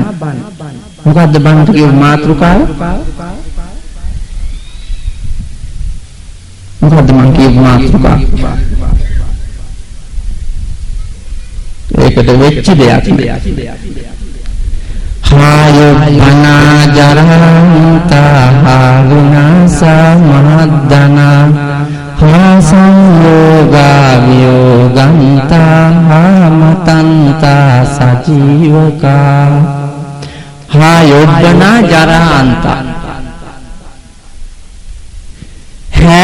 වස්තුවකම මට සිලිතු සිනිඳු සොඳුරු සුන්දර යෞවනත්වයන් ශක්තියින් ජරාව විසින් විනාශ කරනු ලැබේ. ජරාව කියන්නේ මොකද්ද? මොකද්ද ජරාව කියන්නේ?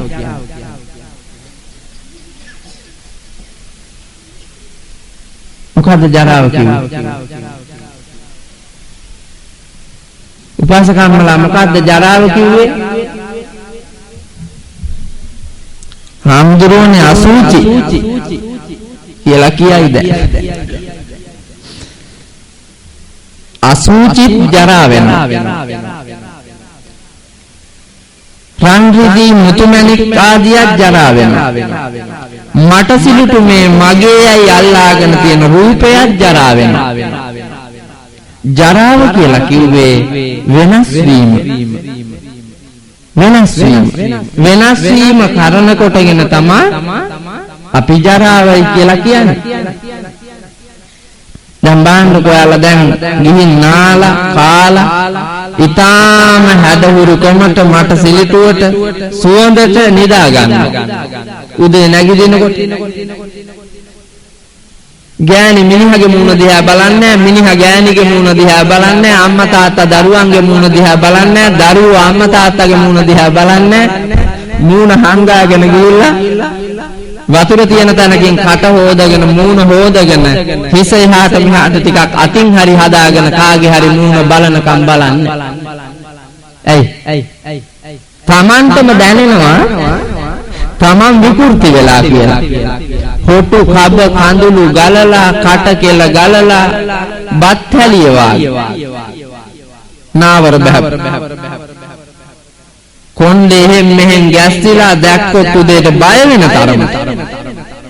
ඒ හින්දා තමන්ම දන්නවා තමන් පිළිකුලටපත් වෙලා කියලා ගිහිල්ලා පිළිවෙල වෙලා ඇවිත් තමා කාට වුණත් කතා කරන්නේ. අපිට ඒ තේරෙන්නේ නැහැනේ අපි මොහොතින් මොහොත ජරා වෙන බව. වෙනස් වෙන බව. විනාශ වෙන බව. දැන් නාකියාට කණ්ණාඩියේ බැලුවොත් හොඳට පුළුවන් තේරුම් ගන්න මගේ තිබිච්චි ළමා කාලේ, තරුණ කාලේ, මැදියම් කාලේ ඔක්කොම වියකිලා ගිහිල්ලා දැන් මං නාකි. මං දැන් ජරාවේ ඉන්නේ. එහෙම මෙවුන්දලා හිතන්නේ කෙල්ල වාගේ තමයි. ඒ උන්දලා කෙල්ල වාගේ යන්න හදන්නේ ආයිත්තන් වෙලා. මැරෙන්නේ නැහැ වාගේ. නෑ මැරෙන. එහෙනම් මරණයට යන ගමනේ පළවෙනි එක තමයි අපේ තියෙන සියලු ශක්තියින් විනාශ කොට කාලය විසින් වෙනස විසින් අපි ජරාවට ගෙනියනවා. හා විනාශා මහද්දන. ඒ කාලය ඇතුලේ වෙනස් වෙමින් මේ යන කාලය ඇතුලේ අපි හොයන සියලු ධනයන් අපිට අහිමි වෙනවා. රජුලගේ අප්පච්චිගෙන් අහුවොත් අප්පච්චිට තියෙන ලොකුම ධනය මොකද්ද කියලා.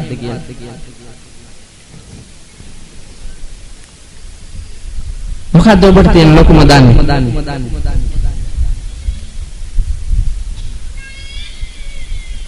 බුදුහාමුදුරුවෝ විතකදී දේශනා කොට වදාලා පුත්තා වත්තු මනුස්සානං කියලා. මේ ලෝකයේ තියෙන ලොකුම වස්තුව දෙමව්පියන්ට දරුවෝ. මේ දෙමව්පියන්ට තියෙන ලොකුම වස්තුව දරුවෝ සැබෑ දෙමව්පියන්ට. නිකන් අර ගෑවිච්ච මව්කමට නෙවෙයි. අර රට ගියපු ගෑනු මව්වරු නෙවෙයිනේ.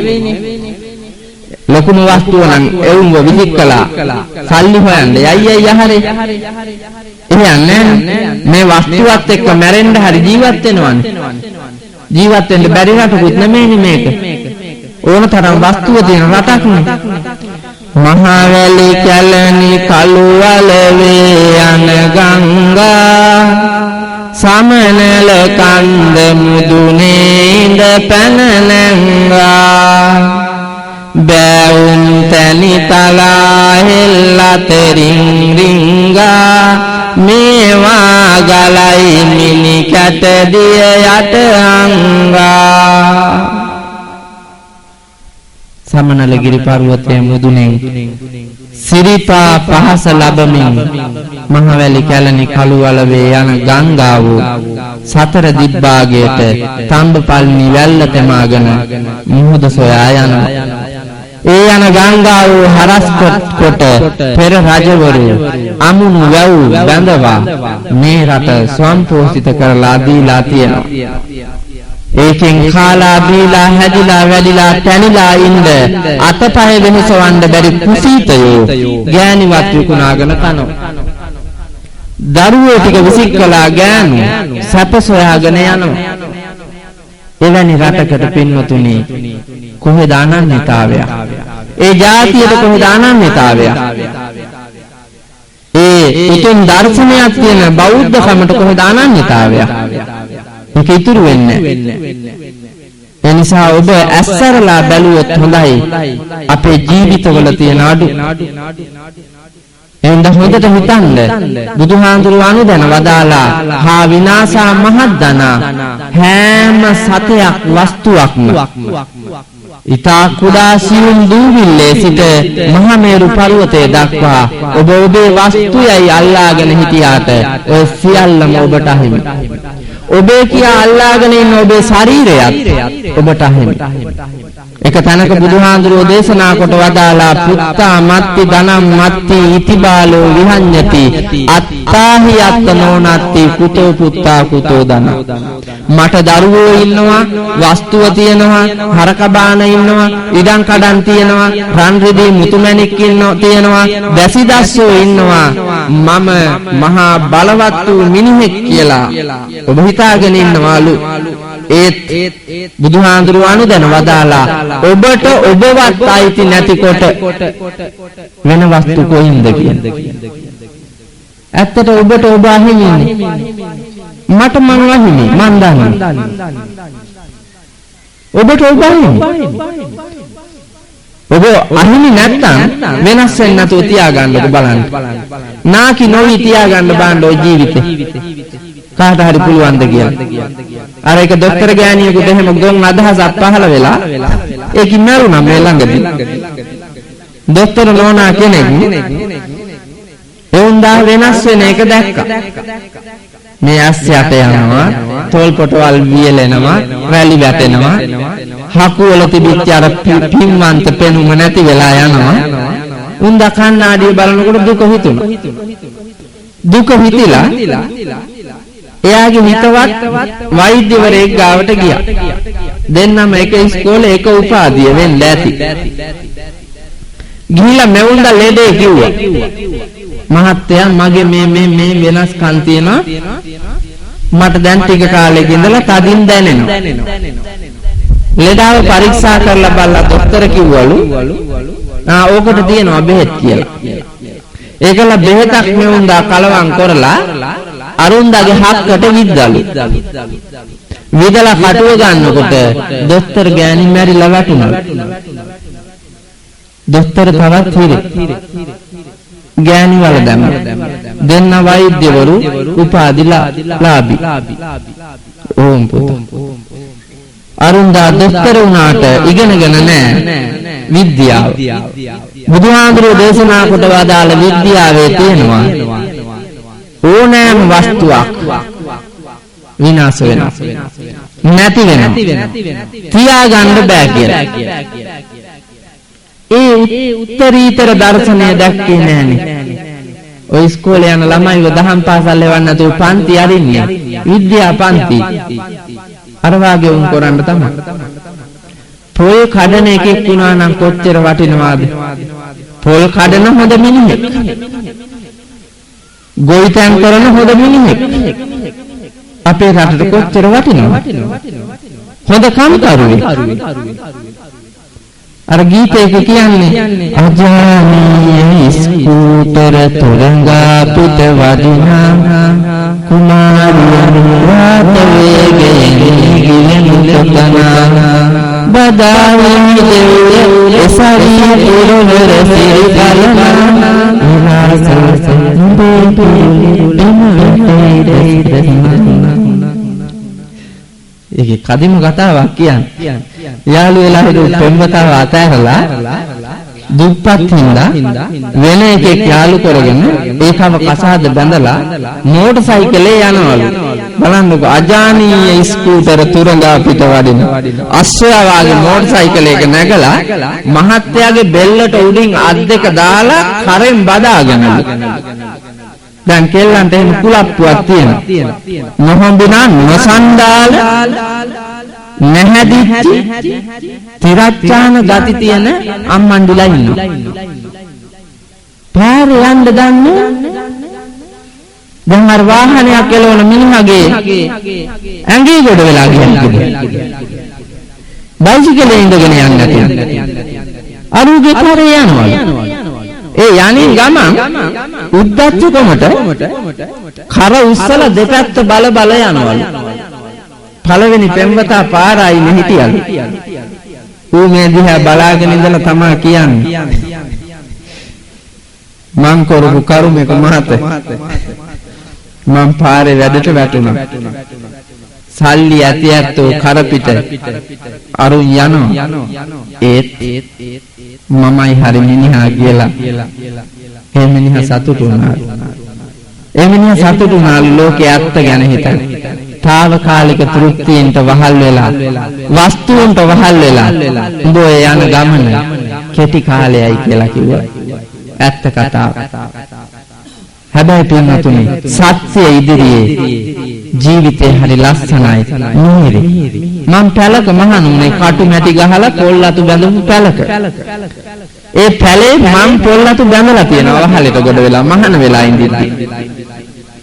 පොල්ලත්තක් බැඳ ගන්නවත් එකෙක් නැහැ. ඒ ගමන මම පොල්ලතු බැඳලා. වයෝවෘදයි අපේ හාමුදුරුවෝ එතකොට. එක කාමරයයි තිබ්බේ. හාමුදුරුවෝ කාමරය ඇතුලේ නෙදිනවා මම බూరు ඇඳක් දාලා ස්තූපේ නිදා ගන්නවා. එහෙම හිටපු මම පන්සල් දෙකක් හැදුවා. හිඟා කන්න නැතු. මගෙම සල්ලි මම කෝටියක් වියදම් කරලා දෙනවා දැන් ඉන්න තැනට. මගේ සල්ලි මගේ වැටුපයි දේශන ගාස්තු එකතු කරලා මම කෝටියක් වියදම් කරලා දැන් ඉන්න තැනට.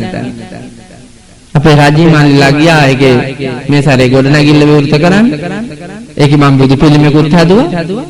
ලක්ෂ 76ක් විතර ගියා.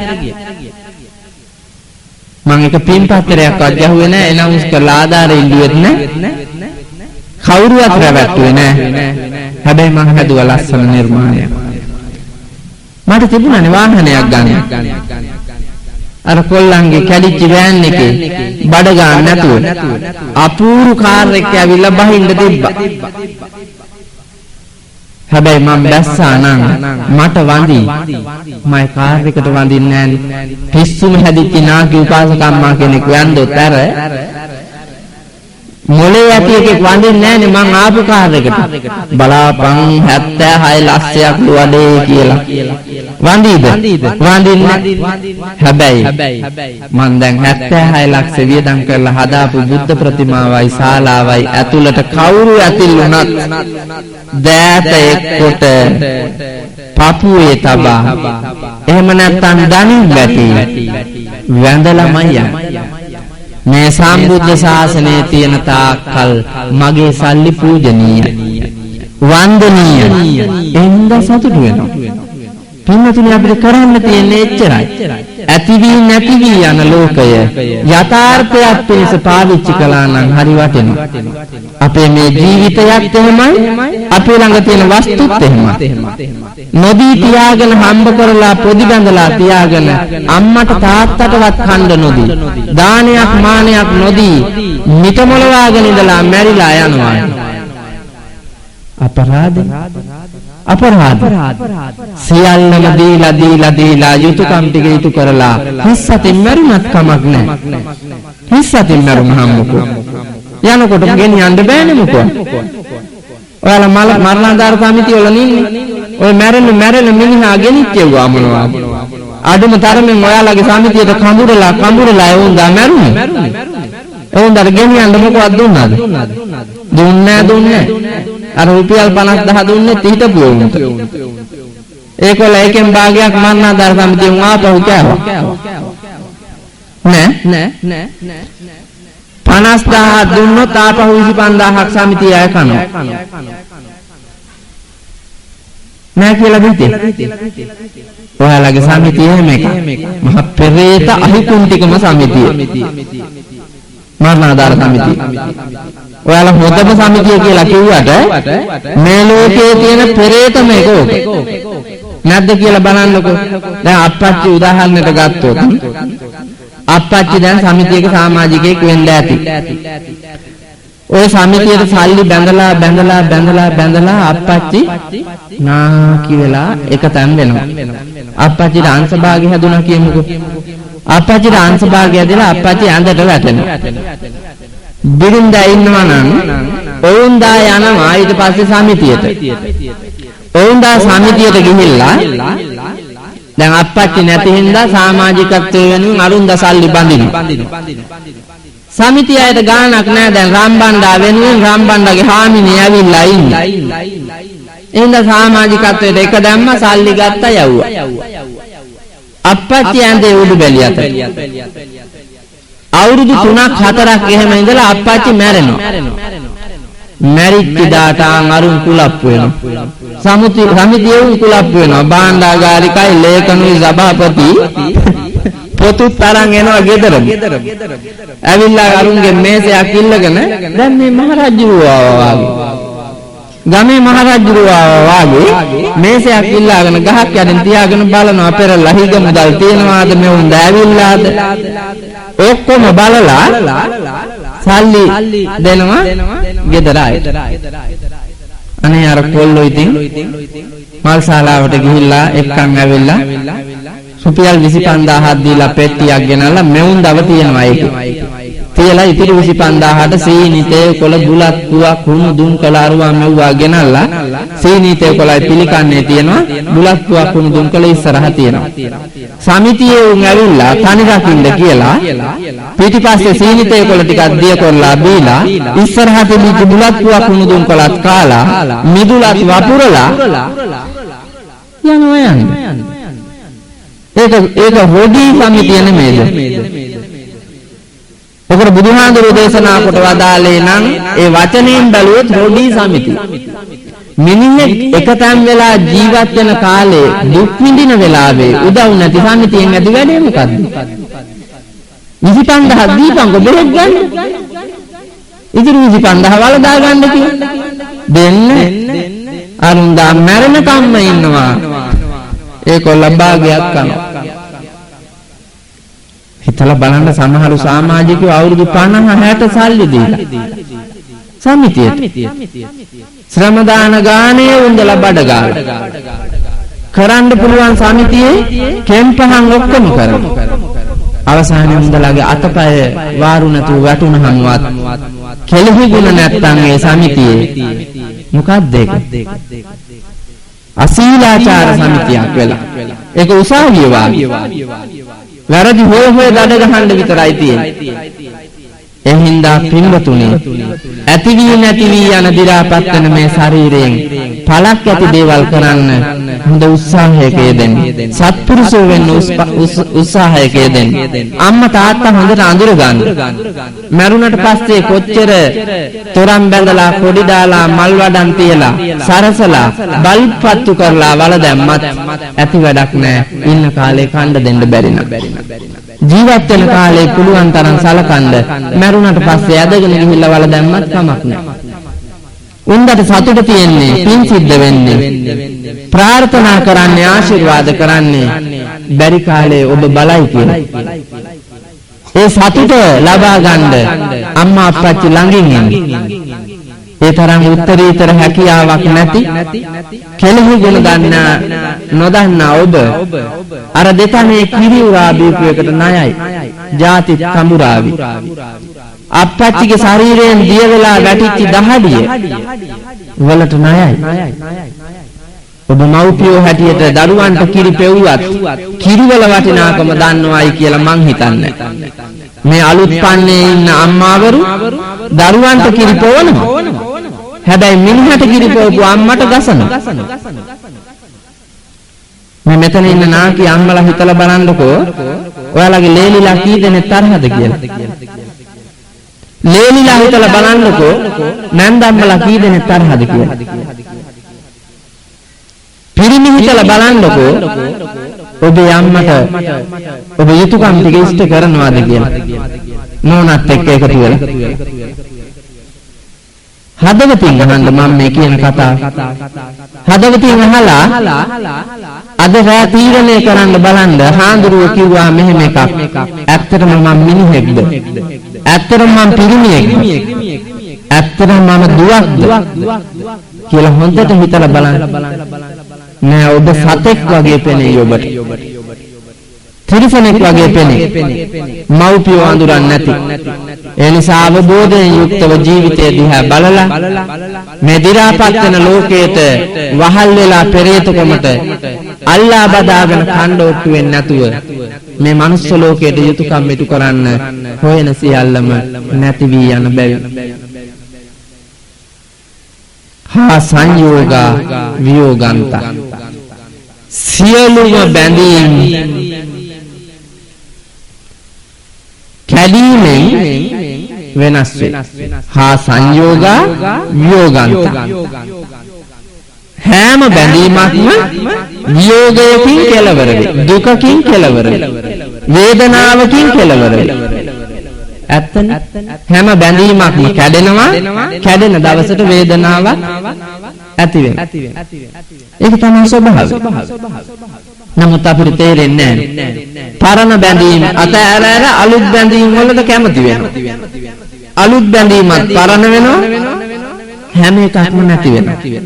ඒ වගේම ওই බැඳෙන එකේ වේදනාවකුත් තියෙනවා. මට මතකයි රත්නමාලී චෛත්‍ය රාජානන් වහන්සේ අභියස පල්ලේගම හේමරතන නායක මාහිම්පාණන් වහන්සේ ලියපු ගීතයක් තියෙනවා. අතීතය සිහිනයක් පමණයි සැබෑ සුවඳක් එදා සිනෙහින් නොබැඳුනා නිදාවුවක් අරකමයි කියලා කියනවා. හා සංයෝග වියෝගන්ත හැම සංයෝගයක්ම දුකකින් කෙලවර වේ. ඒ වගේම හැම බැඳීමක්ම ඇති වෙච්ච හින්දා තමයි මේ වියෝගය බැඳීම නැත්තම් ඔබට දුකක් නැහැ. දැන් මට නෑනේ. මම අද මිනිහ බුදිය ගත්තාද? ඒක ප්‍රශ්න නැහැ. ඇයි? දැන් රජී මල්ලි මෙහෙ බුදිය ගත්තොත් හෙට ගෙදර යන්න හම්බෙන්නේ නැහැ. අරුන් දහනේ වඩ උත්තර දෙන්න ගියපුවාම එකක් නෙමෙයි. තමසේ යකෝදීති. ඊයේ මම බණ අහලා වුණා. එහෙම යාළුවෙක්ගේ ගෙදර බුදිය ගත්තා. මොකද යාළුවා? ඊට පස්සේ යාළුවාගේ නම කියනවා. ඒ ගෙදර කවුද ඉන්නේ? එයායි එයාගේ නෝනායි එයාගේ නංගි අම්මයි නංගි බැඳලා ඉවරයක් නෑ ඔක ගුටි කන කම්මන ඊට පස්සේ අර බැඳීම කරනකොටගෙන ගෑණි වේදනාවටපත් වෙනවා මිනිහත් වේදනාවටපත් වෙනවා හැම බැඳීමක්ම පුතේ කෙලවර වෙන්නේ ඔබ එක්කි. අපි කියමුකෝ ජෝඩුව සතුටින්ම හිටියා කියලා. සතුටින්ම ඉඳලා නාකි වෙලත් ප්‍රීතියෙන් ඉන්නවා. මම ගමනේ කාගමනේ අපේ නන්දා කෙනෙකුයි මාමා කෙනෙකුයි හිටියේ. හොඳටම වය වෘද්ධ වුණා. මාමන්දිට අංශභාගය හැදිලා අවුරුදු 8ක් හිටියා. අයියා යුද හමුදාවේ හිටපු හින්දා අයියා ගොඩාක් උපස්ථාන කළා. එවුන්දා ලෙඩ වෙනකොට හිටියා වාගේ 3 ගුණයක් විතර මහත් වුණා. එක තැන ඉඳගෙන කාලා අර අම්මටයි අක්කන්දිටයි දෙන්නට උස්සන්න පෙරලන්න බෑ. අයියා එන්න ඕන නාවන්න. ඒ අම්මා කලේ උණු වතුර උණු කරගෙන ඇවිල්ලා ඩිටෝල් දාලා වතුරට රෙදි කෑල්ලක් ඔබෝබා චූටි කිරිසප්පේක නාවනවා වාගේ මේ අද්දිගෑරෑර මේ වගේ නැමිච්ච තැන් හිටන් හොඳට පිහලාලා හොඳට නාවනවා. බේබි සබන් ගාලා නාවලා වරුවක්ම උන්දා ඒ වැඩේ කරනවා. තෙත මාතු කරලා උන්දාගේ ක්‍රීම් ගාලා හොඳට ලස්සනට හදලා මදුරු දැල දාලා කොට්ට වටේට තියලා ඉන්නේ. බේබි කාමරයකට යනවා වගේම සුවඳ අර කාමරේ. කිසි දුගඳක් නැහැ. වැසිකිලි යන්න ඕන කිව්වොත් අර ඝන ඉටිකොල කපලා ගෙනත් තියාගෙන ඉන්නේ. ඒ ඉටිකොලේ ගෙනල්ලා තියලා ඔක්කොම රෙදිපිලි අයින් කරලා දැන් හරි අප්පච්චි කියලා කියනවා. අප්පච්චි කියලා කිව්වේ ස්වාමියාට. හරි අප්පච්චි කියලා කිව්වහම මල් පහ කරාම ආරම්භ සික්කනවා. මුත්‍රා කරන්න ඕන වුණාමත් ඒකට අයියන්දි භාජන ගෙනත් දීලා තිබ්බා. ඒ අප්පච්චි කියනවා.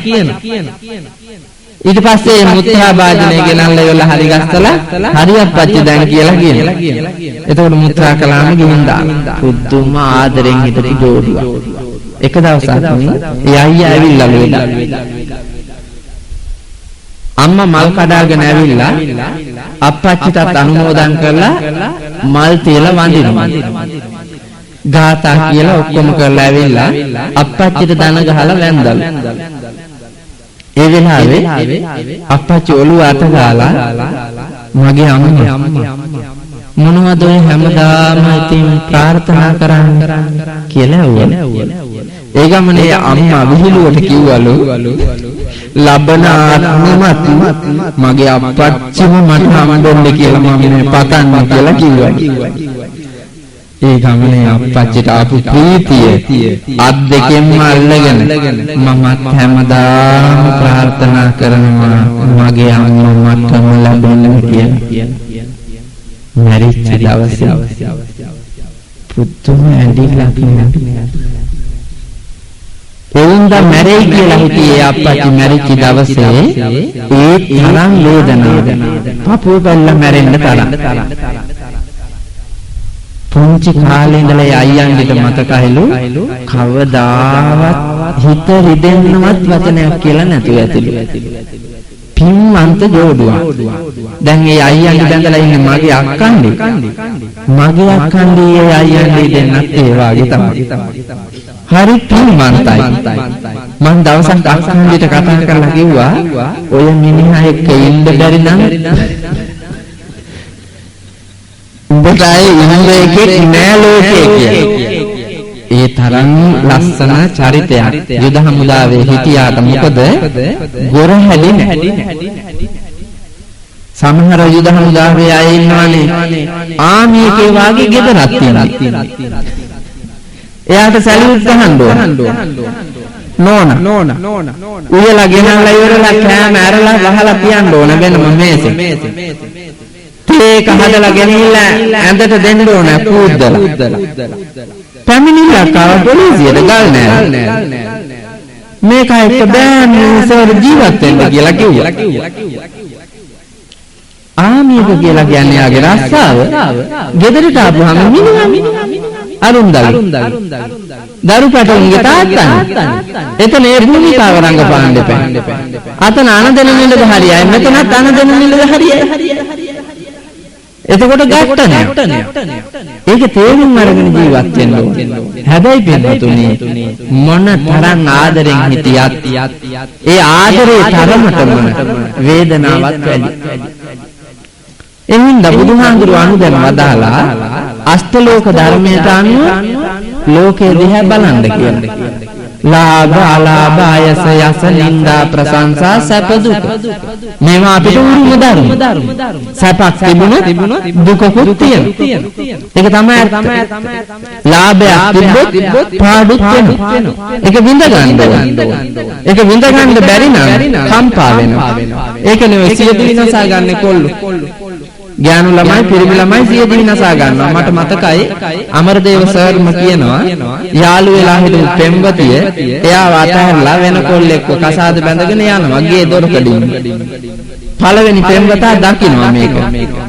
දොරකට වෙලා බලාගෙන ඉඳලා කොල්ලා කියනවා සබ්බේ සත්තා භවන්තු සුඛිතත්තා කියලා. කාටද එහෙම කියන්න පුළුවන්? මේ සිල් ගන්න අම්මා කෙනෙකුටවත් බෑනේ එහෙම කියන්න. ලේලි බණිද්දි සබ්බේ සත්තා භවන්තු සුඛිතත්තා කියනවාද? මරණා මිසක් ලේලිව. කොල්ලත් එක්ක පන්නනවා මිසක් ගෙදරින්. සබ්බේ සත්තා භවන්තු සුඛිතත්තා කියලා උන්ද එළියට බහින්නේ. මන් දන්නවා. ඒ තරම් නපුරු වෙනවා. ඇයි ආදරේ මතම මේන්නේ. මෝඩ ආදරේ මත. එනිසා බුදුහාමුදුරුවෝ දැන වදාලා ඥානාන්විතව මේ පෙරමෙන ලෝකේ ගැන හිතලා ඇති වී නැති වී යාම ස්වභාවිකයි. එනිසා මාත්ඵල යුතුයි කියලා හිතන්නේ කියන්නේ. ආදරය තදින් තියාගන්න එපා කියලා. එහෙම සින්දුවක තියෙනවා. නෙළුම් මල් පොකුරක් වාගේ මම ඔයාට පූජා කරපු ආදරය හරි සුවඳයි ලස්සනයි මට සිනිතුයි පිරිසිදුයි. එච්චර පවිත්‍ර වූ ආදරයක් පූජා කරලා ඔයා ඒක දැක්කේ නැතුව ඒකට පයින් ගහලා ඔයාට හොඳයි කියලා හිතච්ච කෙනෙක් එක්ක අද කසාද බැඳලා දීගෙන යනවා. මන් තරහන උඹලා දෙන්නට කවදාකවත් දුකක් නොවේවා සැපක් නොවේවා කඳුලක් නොපදීවා මරණය දක්වාම යුග ජීවිතය මණික් ගලකින් කරන ලද පහනක් වාගේ ආලෝකමත් වේවා යසයිසුරින් පිරුණු යුග ජීවිතයක නිමාව දකින්නට වරම් ලැබේවා. උඹ හරි ලස්සනයි වෙනදාට වඩා මම ඔබට හරි ආදරේ කියලා මේ සින්දුවේ කියනවා. යන්න යන්නේ කීට මේ කියන්නේ අතෑරලා.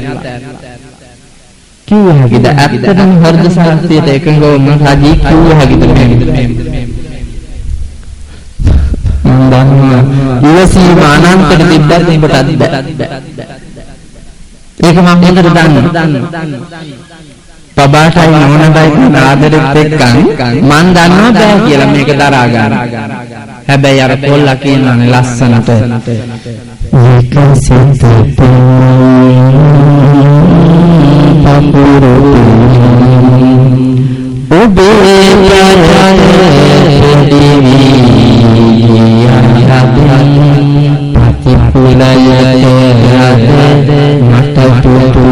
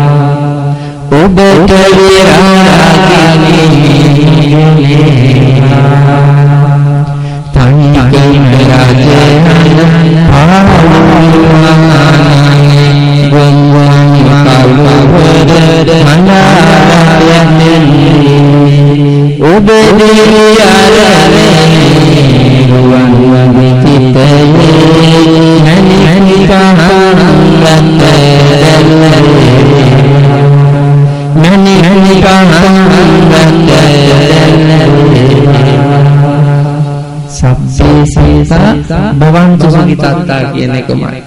කරණීය මෙත්ත සූත්‍රයේ වගේමයි මට දැනෙන්නේ. කරණීය මත්ත කුසලේන යන්තං සංසම් පදං අபிසමිච්ච සත්සෝ සුඛජූතේ චස්සං දුවනතමානි සංසස්සෝච සුධරෝහර අපිපචෝච සල්ලෝකෝති සංසංගයෝ පචෝච අපරප්පේ සිවනංගිද්ධෝ නච නච සමාචරේ කේලි පරිහරේ දෙයි සුඛිනෝවාකේ මිතු සබ්බේ සත්තාභාන්තු සුඛිතා ලෝකයට ආදරය කරමින් මේ සූත්‍රයේ කියන ඍජු බව මෘදු බව ආදී ගුණ ධර්මයන් පෝෂණය කළොත් සියලු සත්වයෝම සෞභාග්‍යයෙන් සුවපත්ව ජීවත් වෙනවා කියලා මේ සූත්‍රයේ කියනවා. ඒකම අර ගීතේ කියනවා. ඒ හින්දා නොසලී බලාගෙන අර යන්න යන මිනිසයාට මෛත්‍රිය කරන්න පුළුවන් නම් ඒක තමයි සැබෑම ආදරය. නිවන් දක්නට පුළුවන් ආදරය. ඒ නිසා ඔබ යථාර්ථයට ආදරය කරන්න. බෞද්ධ දර්ශනයට ආදරය කරන්න. ඒ මත ජීවිතේ හදන්න. පුහු දිරාපත් වෙන මේ ලෝකයට ආදරය කරලා ඒ මත කැඩෙන දවසේ අඬා වැටෙන්න එපා. වෙලාව ඉවරින්ද ධර්මානුශාසනාව නිමා කරන්න. අවසාන කාරණේ මම කියනවා විනාඩි 2-3කින්. ඒ අතර කාලේ පිරිකර අනුමෝදන් කරලා නිමා කරන්න කියලා මම කියනවා. කාලය ඉතුරු කරගන්න අවැසි මට යෑමට ඒ වගේම හෙටත් මේ මාගේම කාර්යභාරයකට දුර යාමට ඇති බැවි. පින්වතුනි මම අවසානයේට කිව්වේ හා මතන්තා සජීවක සියලු ජීවයන් මරණයෙන් කෙලවර වේ. සියලු ජීවයන් මරණයෙන් කෙලවර වේ. මේ ගම පුරාණ ගමක් වෙන්න ඇති කියලා මං හිතනවා. අත්ත මුත්ත නත්ත පනත්ත කිත්ත කිරිකිත්ත මීමුත්ත ආදී පරම්පරානුගත නෑයෝ ජීවත් වෙච්චි ගමක් මේක. හැබැයි දැන් මෙතන ඉන්න ගැටවර වයසේ දරුවෙක් අරගෙන තරුණ දරුවෙක් අරගෙන ඒ තරුණ දරුවාගෙන් ගැටවර දරුවාගෙන් ඇහුවොත් පුතේ තාත්තගේ නම මොකද්ද? අම්මගේ නම මොකද්ද කියයි. ආච්චිගේ නම මොකද්ද? සීයාගේ නම මොකද්ද කියලා ඇහුවොත් දන්නේ නැහැ. ඒ තරම්වත් ඉතිහාසයක් දන්නේ නැහැ. මේ මිනිස්සු මිහිදන් උනේ අපේ ජීවිතයට ජීවත් වෙන්න ඉඩ හදලා. ඒ වගේම අපි ජීවත් විය යුත්තේ මතු පරම්පරාවකට ඉඩ තියලා. අපිත් මැරෙනවා. මැරෙන දවස වෙනකොට මතු පරම්පරාවකට ඉඩ තියලා මැරෙන්න ඕනේ. පින්නතුනේ මැරෙන මොහොත වෙනකොට අමරණීයව මැරෙන්න පුළුවන් නම් හොඳයි. බලන්නකෝ ශාන්තිනායක අමාමෑණී ලෞතුරා බුදුරජාණන් වහන්සේ වසර 2500 ගණනාවකටත් එහාදී ඉන්දියාවේ අපේ රටේ නෙවෙයි ඉන්දියාවේ ඉපදිලා ඉන්දියාවෙන් ඉගෙනගෙන ඉන්දියාවෙන් උපාධිය අරගෙන ඉන්දියාවේ පිරිනිවන් පෑවා. උන්වහන්සේ ලබාගත් උපාධිය බුද්ධත්වය. ඒ බුද්ධිය යථාර්ථය ලෝකෙට කිව්වා. ඒ හරහා ගොඩ නැගුණු මිනිසුන් පාපයෙන් තොරව පිනට බරව කුසල් වලින් පිරුණු මිනිස්සු උන්වහන්සේගේ නාමයට ගරු කරන්න පටන් ගත්තා. උන්වහන්සේගේ රූපයට ගරු කරන්න පටන් ගත්තා. උන්වහන්සේ වෙනුවෙන් සංකේත හදාගෙන වන්දනමානන කරන්න පටන් ගත්තා. උන්වහන්සේගේ පුත්‍රයන් වහන්සේලා වන හාමුදුරුවරුන්ට ගරු කරනවා. බලන්නකෝ ශාස්ත්‍රූවරයන්න් වහන්සේ කළ සේවාව අමරණීයයි. මේ මිහි මණ්ඩල තියෙන තාක්කල් මේ ලෝක මිනිස්සු සිටින තාක්කල් ලෞතුරා බුදුහාඳුරුවන්ට වඳිනවා. මේ ගමේ හැලඹ වැව ජීවත් වෙලා එහෙම මැරිලා වන්දනා ලබන කී දෙනෙක් ඉන්නවද? මුතු මැණිකලා, හීල් මැණිකලා, කිරි මැණිකලා, රම් බණ්ඩලා, කිරි බණ්ඩලා, හේරත් බණ්ඩලා කී දෙනෙක් ඉන්නවද ඉතුරු වෙලා? අතීතේ මැරිලා කවුද ස්මාරකයක් හදාගෙන වඳින්නේ? වඳිනවද නෑ? නෑ. රම් බණ්ඩගේ ස්මාරකයට වඳින්නේ කියලා. නෑ එහෙම වඳින්නේ නෑ. සෝන් කනත් තැම්පත් කරන්න ඇති ගෙනහිල්ලා ඒක උඩ ඉඳගෙන පහරලා යනවා අපි. ඒවට වන්දනා කරන්නේ නෑ කැලෑ වැදිලා. නමින් තියාපු සිව්වටනේ. පින්නතුනි නම තියන්න මේ වාගේ ශාන්තිනායකයන් වහන්සේ ඉටියෙන් මැටියෙන් රණින් රිදියෙන් මාණික්කෙන් වාත්තු කොට තබා දන ගහලා වඳිනවා සේවාවට උත්තම ගුණයට.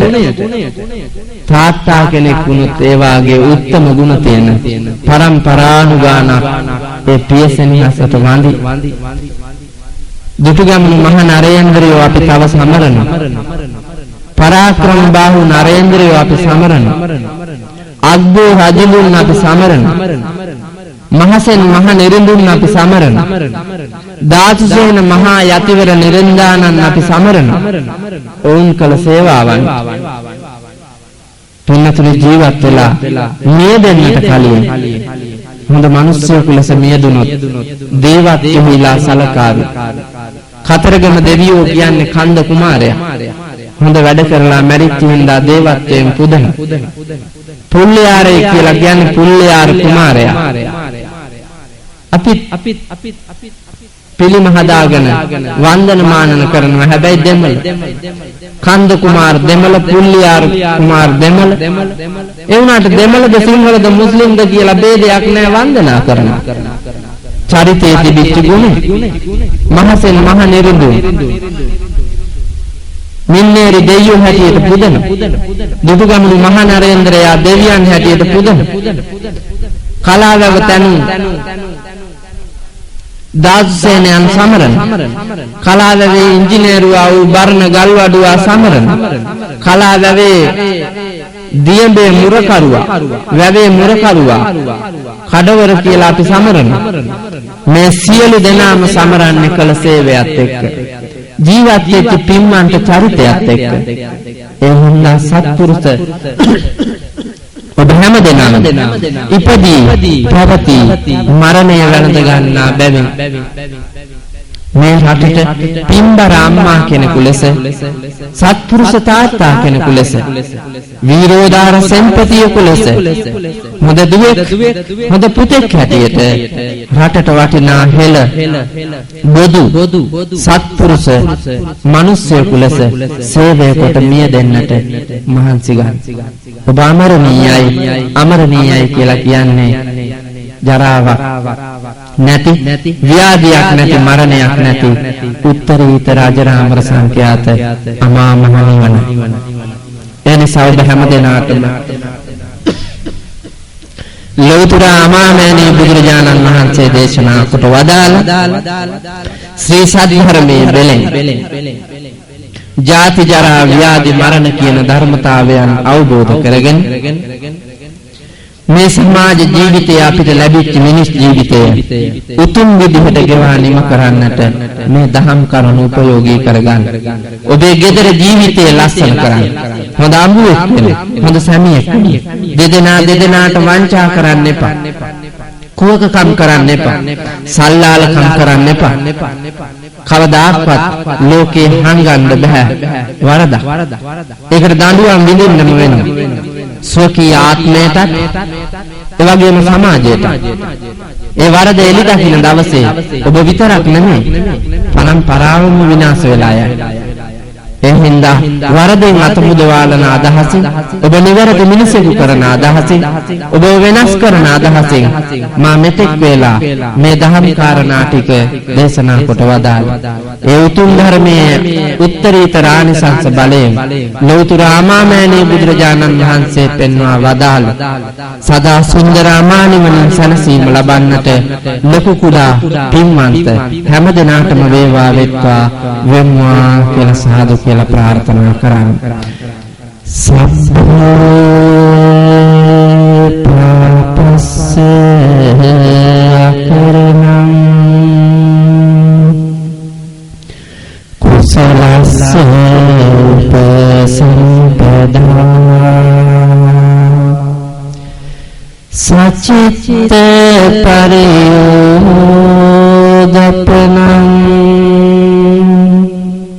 ඒතං බුද්ධානුශාසනං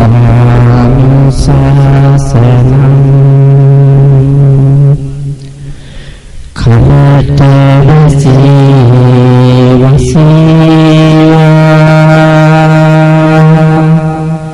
කෙත්වතු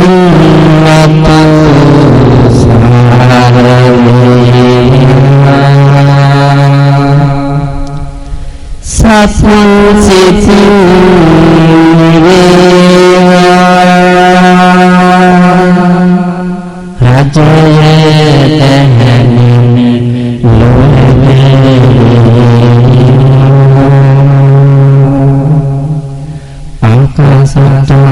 පුඤ්ඤන්තං